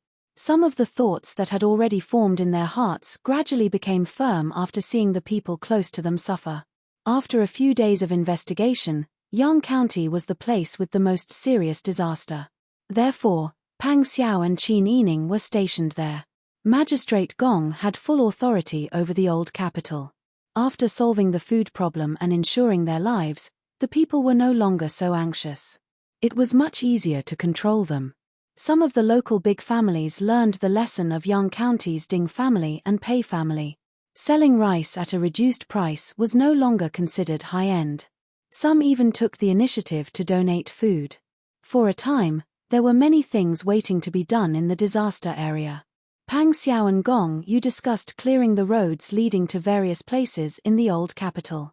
It would be more convenient to transport food after the roads were restored. Qin Yining stayed in the government office most of the time. He listened to Pang Xiao's words and quietly recuperated.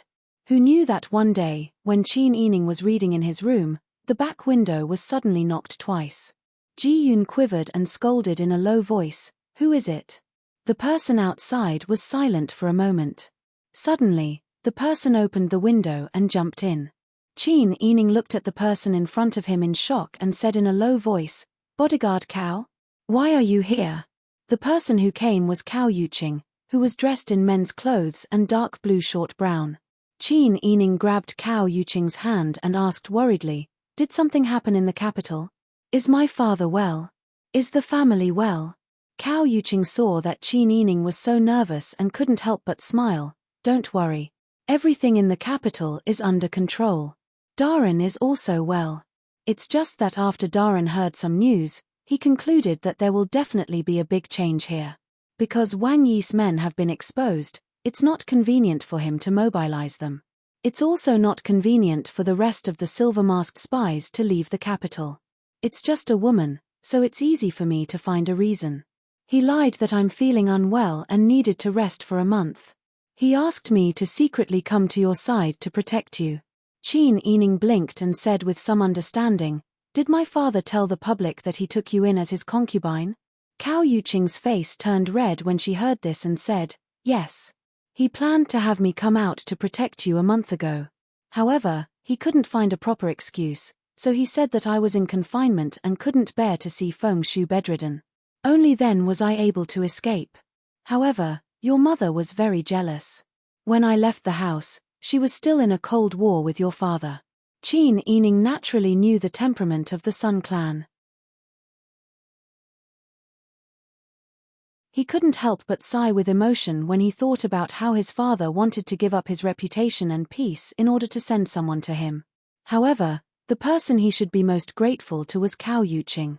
If it was someone else, they probably wouldn't be willing to take this kind of blame, right?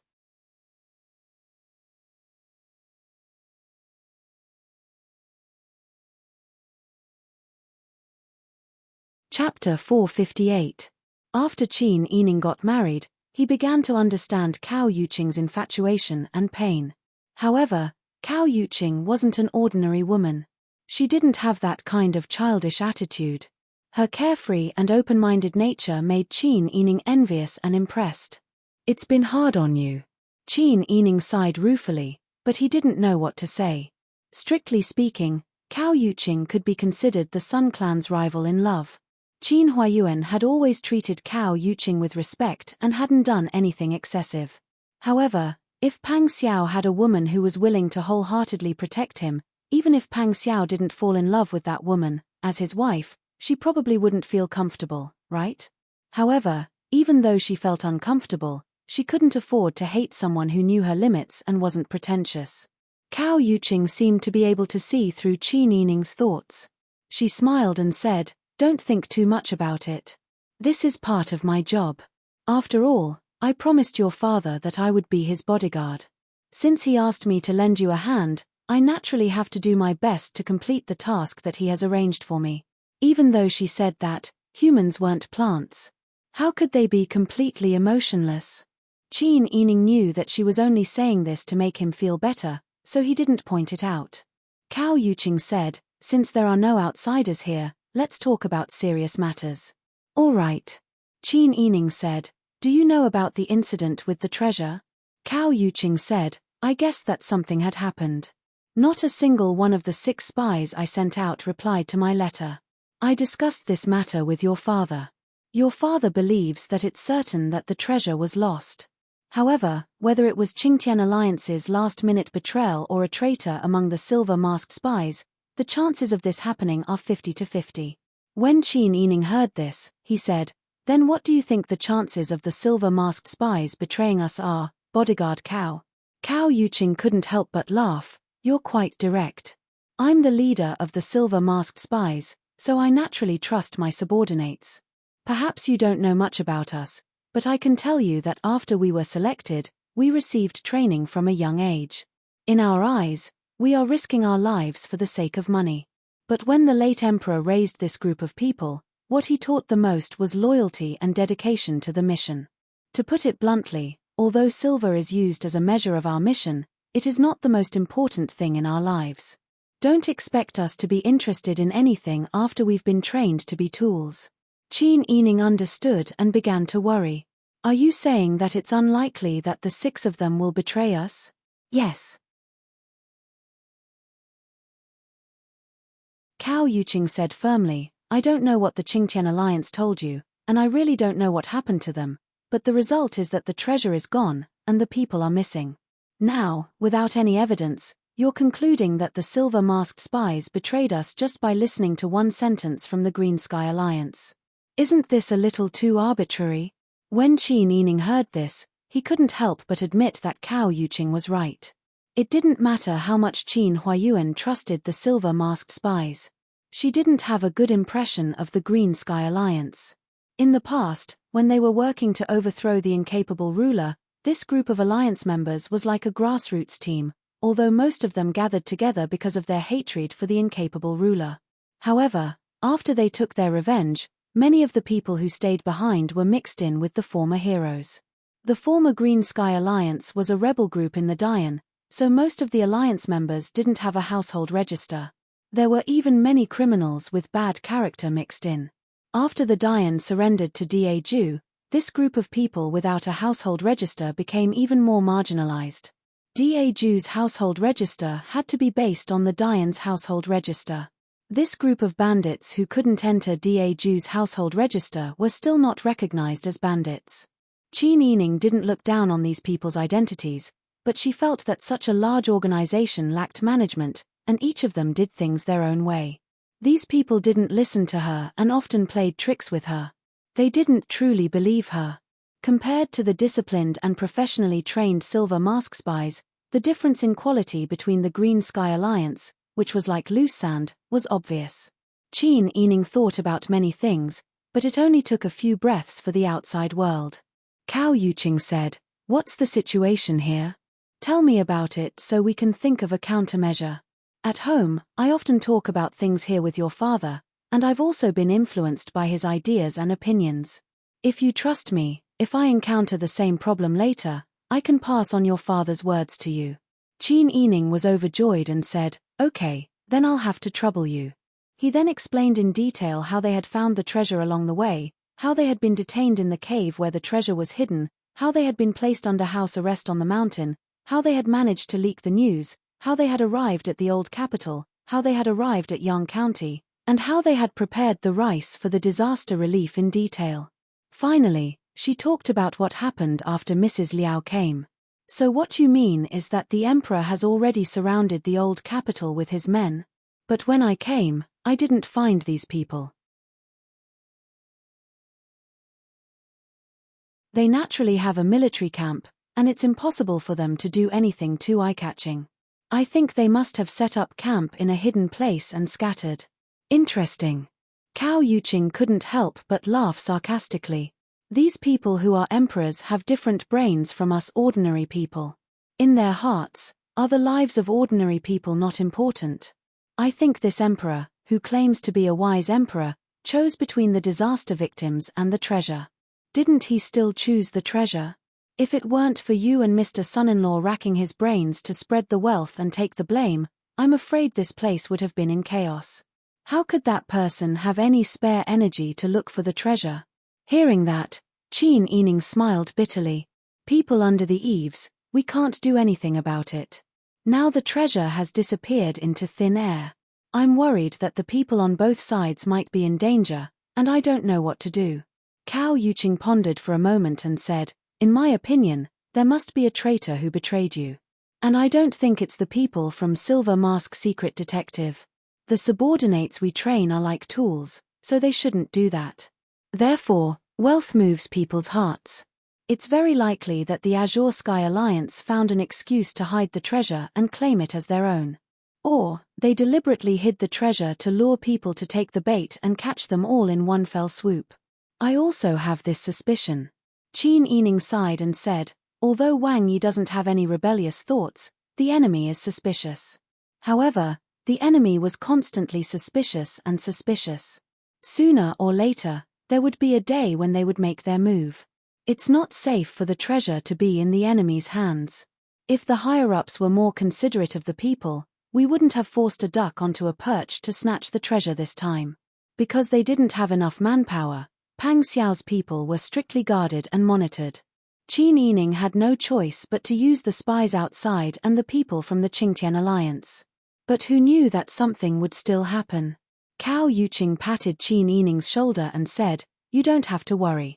I will continue to investigate in the next few days. There are also some secret signals between us spies. Wait until I've checked carefully before I come back to discuss it with you. Qin Yining's eyes lit up when he heard this, and he said in realization, no wonder father arranged for you to come. Cao Yuqing couldn't help but laugh when she heard this. Your father is brilliant. Qin Yining burst out laughing. Cao Yuqing's face heated up and she also laughed softly. Cao Yuqing was originally very gentle and charming, and now that she was laughing so hard, even though she was dressed like a man, her every movement was valiant and valiant, revealing a different kind of beauty. Qin Yining liked it and couldn't help but sigh softly. No wonder the Sun Clan didn't like Cao Yuqing so much. The more he got along with this woman, the more points of brilliance you can find in yourself. Under this beautiful skin, there was a competitive heart that wouldn't lose to a man. Cao Yuqing sat for a while longer before she quietly left. When Pang Xiao returned, Qin Yining and Pang Xiao sat alone in the quiet back office. Qin Yining whispered in Pang Xiao's ear about the day's events. Pang Xiao was first stunned, and then, he carefully asked the people from the Qingtian Alliance about the contents of the note. With Qin Yining's intelligence, he could already recite the note after reading it twice. Therefore, when Pang Xiao asked her about it, she memorized the entire note from the first word. Pang Xiao hugged Qin Yining's shoulder and muttered, I'm afraid this matter is really going to jump out. Qin Yining was a bit nervous. Are you saying that your majesty might already know about this matter? Pang Xiao analyzed carefully and finally said, it's not necessarily a bad thing. At least now, the people from the Qingtian Alliance are very suspicious. They've already been noticed by us. You also think that the people from the Qingtian Alliance are more suspicious? Qin Yining asked. Pang Xiao said, I'm just talking nonsense. It's not accurate. However, the people from the Qingtian Alliance are really unpredictable. Also, I still don't understand why your majesty is so sure that he definitely knows that the treasure is in Yang County. The roads in Yang County are really too difficult to travel. They're transporting such a heavy treasure. It's not like they came empty-handed. How did they manage to transport the hidden treasure without anyone noticing? Pang Xiao didn't mean anything else when he said this. Qin Yining thought of another layer. So, I'm afraid they've already planned this. They've already found the location of the hidden treasure. The carrier pigeons that we used to send messages became their signal. They successfully avoided outsiders and hid the treasure. The more Qin Yining said, the more helpless he felt. Pang Xiao was very distressed. He held her in his arms and said, "Don't think too much. Let's see the results of Bodyguard Cow's investigation first. Bodyguard Cow is much better at spying and hiding her tracks than I am. She'll definitely find a clue." Sure enough, it was just as Pang Xiao said.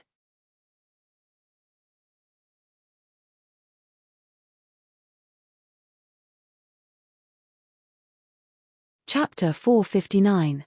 When Qin Yining saw Cao Yuqing, she quickly asked her to sit down and whispered, "Have you eaten? Share some with me." Cao Yuqing shook her head and said, "I ate casually. I found the clue left by the spy." Seeing Cao Yuqing's serious expression, Qin Yining couldn't help but become serious. She knew Cao Yuqing's ability and guessed that the silver-masked spy would leave some clues, but she didn't expect it to be true. Did this mean that there was something wrong with the people of Qingtian Alliance? At this time, Qin Yining only felt that she was in a fog. She didn't know which side to believe. She really hoped that she could have loyal subordinates. If she had such a group of subordinates, how could this kind of thing happen today? How could she be in a dilemma? Seeing that Qin Yining was in a difficult position, Cao Yuqing patted her shoulder to comfort her and said in a low voice, "I followed the clues and found a crack formed by an earth dragon turning over. It's located on the road from the old capital to Yang County. The crack is very big and there is no shelter around it. Ordinary people will find a way to go around it. I pretended to pass by and took a glance, but I didn't dare to approach because I was afraid of alerting the enemy. However, I suspect that the treasure is hidden there." Qin Yining's white fingers tightly pinched her skirt, making her cherry petal-like pink fingernails turn white. The feeling of being betrayed was really uncomfortable. Especially when this matter was related to life and death. Qin Yining wasn't afraid of death, but this matter was related to the life and death of the Pang family and family Qin. She couldn't help but feel flustered. She even blamed herself. If it wasn't for her self-righteous plan, how could Pang Xiao use the people of Qingtian Alliance? How could things have developed to this point now? Cao Yuqing looked at Qin Yining's handsome face and her eyes gradually became distant. She stretched out her arm and patted Qin Yining's shoulder. "Don't think too much. This isn't your fault. Now that things have happened, we will find a way to make up for it. Counter soldiers with arms, water with an earth weir. There would always be a solution. His Highness and I will keep you safe and sound. As for the capital, your father will take care of the safety of both families. You can be confident, but don't you believe in your father's ability?" Qin Yining took a deep breath and slowly nodded. "You are right. My father is the wise Pan An. Even if I make a big trouble, he will have a way to solve it." Qin Yining said this, not knowing whether she was comforting herself or not. Cao Yuqing smiled and said, "You don't say, I think you're too worry-free. Your father can't wait for you to make some trouble and then come home crying for him to help you. Although your father didn't have many children, he was actually a person who loved his children very much. Although he is extremely intelligent, he also has a childish side."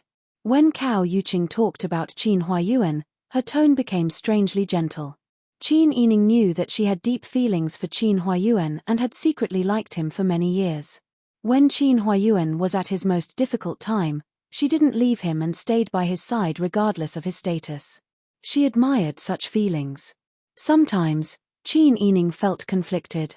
For the sake of the Sun clan, she should be enemies with Cao Yuqing. But after Cao Yuqing found that Qin Huayuan didn't have any romantic feelings for her, she didn't chase after Qin Huayuan. Instead, she became his most loyal bodyguard and subordinate. She was willing to silently contribute without asking for anything in return. She really couldn't hate her. "Aunt Cao." Qin Yining looked at Cao Yuqing and called her aunt willingly. "Thank you." Cao Yuqing's eyelashes trembled. She looked at Qin Yining's sincere eyes and slowly bloomed with a gentle smile. Silly girl, your father and I are good friends. It's my duty to help. There's no need to thank me. Qin Yining shook her head. She didn't say anything, but she was moved. In fact, if Cao Yuqing had any bad intentions and wanted to harm the Sun Clan so that she could take over, as a silver-masked spy, she had 100 ways to achieve her goal without anyone knowing. But she didn't. Qin Yining sighed and shook her head. She didn't want to bring up a topic that would make Cao Yuqing sad and embarrassed, so she said, I understand the current situation. I will discuss it with Wang Yi before making a decision. That's fine. Wang Yi has his own opinions and is very good at controlling the overall situation. You guys discuss how to deal with this. I'll go out and investigate again. I'll let you know when I get the news. Cao Yuqing stood up. Qin Yining tried to persuade her to stay. It's not safe outside. You should stay here. No need. It's very comfortable outside. Besides, I have to keep an eye on the movements of the Dragon Stallion army. It's not convenient to stay here. Qin Yining nodded in understanding. He walked Cao Yuqing to the window and watched her leave through the window. After Pang Xiao returned, Qin Yining explained the matter to him in detail as usual. The crack you're talking about was formed by the Earth Dragon turning over this time? The one we passed by when we came to Yong County from the old capital? Yes. Qin Yining sighed. If Aunt Cao didn't find the clues left by the silver-masked spy, who would have thought that the treasure would be there? Pang Xiao heard her change the way she addressed Cao Yuqing. He couldn't help but hug her waist and let her sit on his lap. He smiled and said, It seems like you like Cao Yuqing very much now. I admire her very much. Qin Yining sat sideways on Pang Xiao's lap. He rested his head on his shoulder and said in a low voice, Although I feel sorry for my mother, objectively speaking, I think Aunt Cao did a lot for my father. She didn't use dirty means to harm my mother, nor did she enter the house. She was willing to be a guard. I feel that if I stood in her position, I wouldn't be able to do it. Pang Xiao raised his eyebrows and tightened his arms around Qin Yining. If I was already married when we met, would you not care about me and not like me? Qin Yining heard this and couldn't help but sit up straight. He looked up at him. Pang Xiao also looked down. Their gazes met. Qin Yining's voice was full of laughter and affection. Idiot, why are you thinking so much about things that won't happen? Qin Yining felt that Pang Xiao was sometimes like a child. He actually cared about things that wouldn't happen. However, Pang Xiao wasn't willing to give up. He shook her gently and said, No. You still have to answer me. If I was already married when I first met you, would you not like me and would you not be willing to follow me? Qin Yining thought about it carefully and analyzed his likes and dislikes. In the end, he nodded and said, If external factors forced me to do it, then I might have done it. But from my heart, I don't want to be someone's concubine and steal someone's husband. As a woman, I understand the hardships of being a woman the most. I understand the principle of not doing to others what you don't want done to you. But when a person's feelings really explode, it's hard to control them. Qin Yining smiled and shook his head. He said, Feelings are one thing, and actions are another. Is it right to disturb someone else's family for your own selfish reasons? Can saying that your feelings are hard to control offset all your mistakes? On the contrary, I feel that humans are better than animals in that they have reason and can control their actions. If everything is done according to one's nature and instinct, then what's the difference between them and animals? You little girl, Pang Xiao couldn't help but laugh and planted a loud kiss on her cheek. You're scolding too many people. You're scolding all those men and women who can't control themselves and have mistresses or become concubines. Qin Yining smiled and rested her head on his shoulder. She said, Everyone's thoughts are different. I'm just saying what I think. Although I support my mother and don't want her to be unhappy, I also know that Aunt Cao didn't do anything wrong. Her feelings for my father are probably no less shallow than my mother's feelings for my father. In fact, she's even sacrificed more than my mother. So you trust her? Pang Xiao rubbed his chin against her forehead. Qin Yining couldn't help but nod. He said, yes, because of her feelings for my father. It's also because she has a precedent of love me, love my dog. She wouldn't lie to me.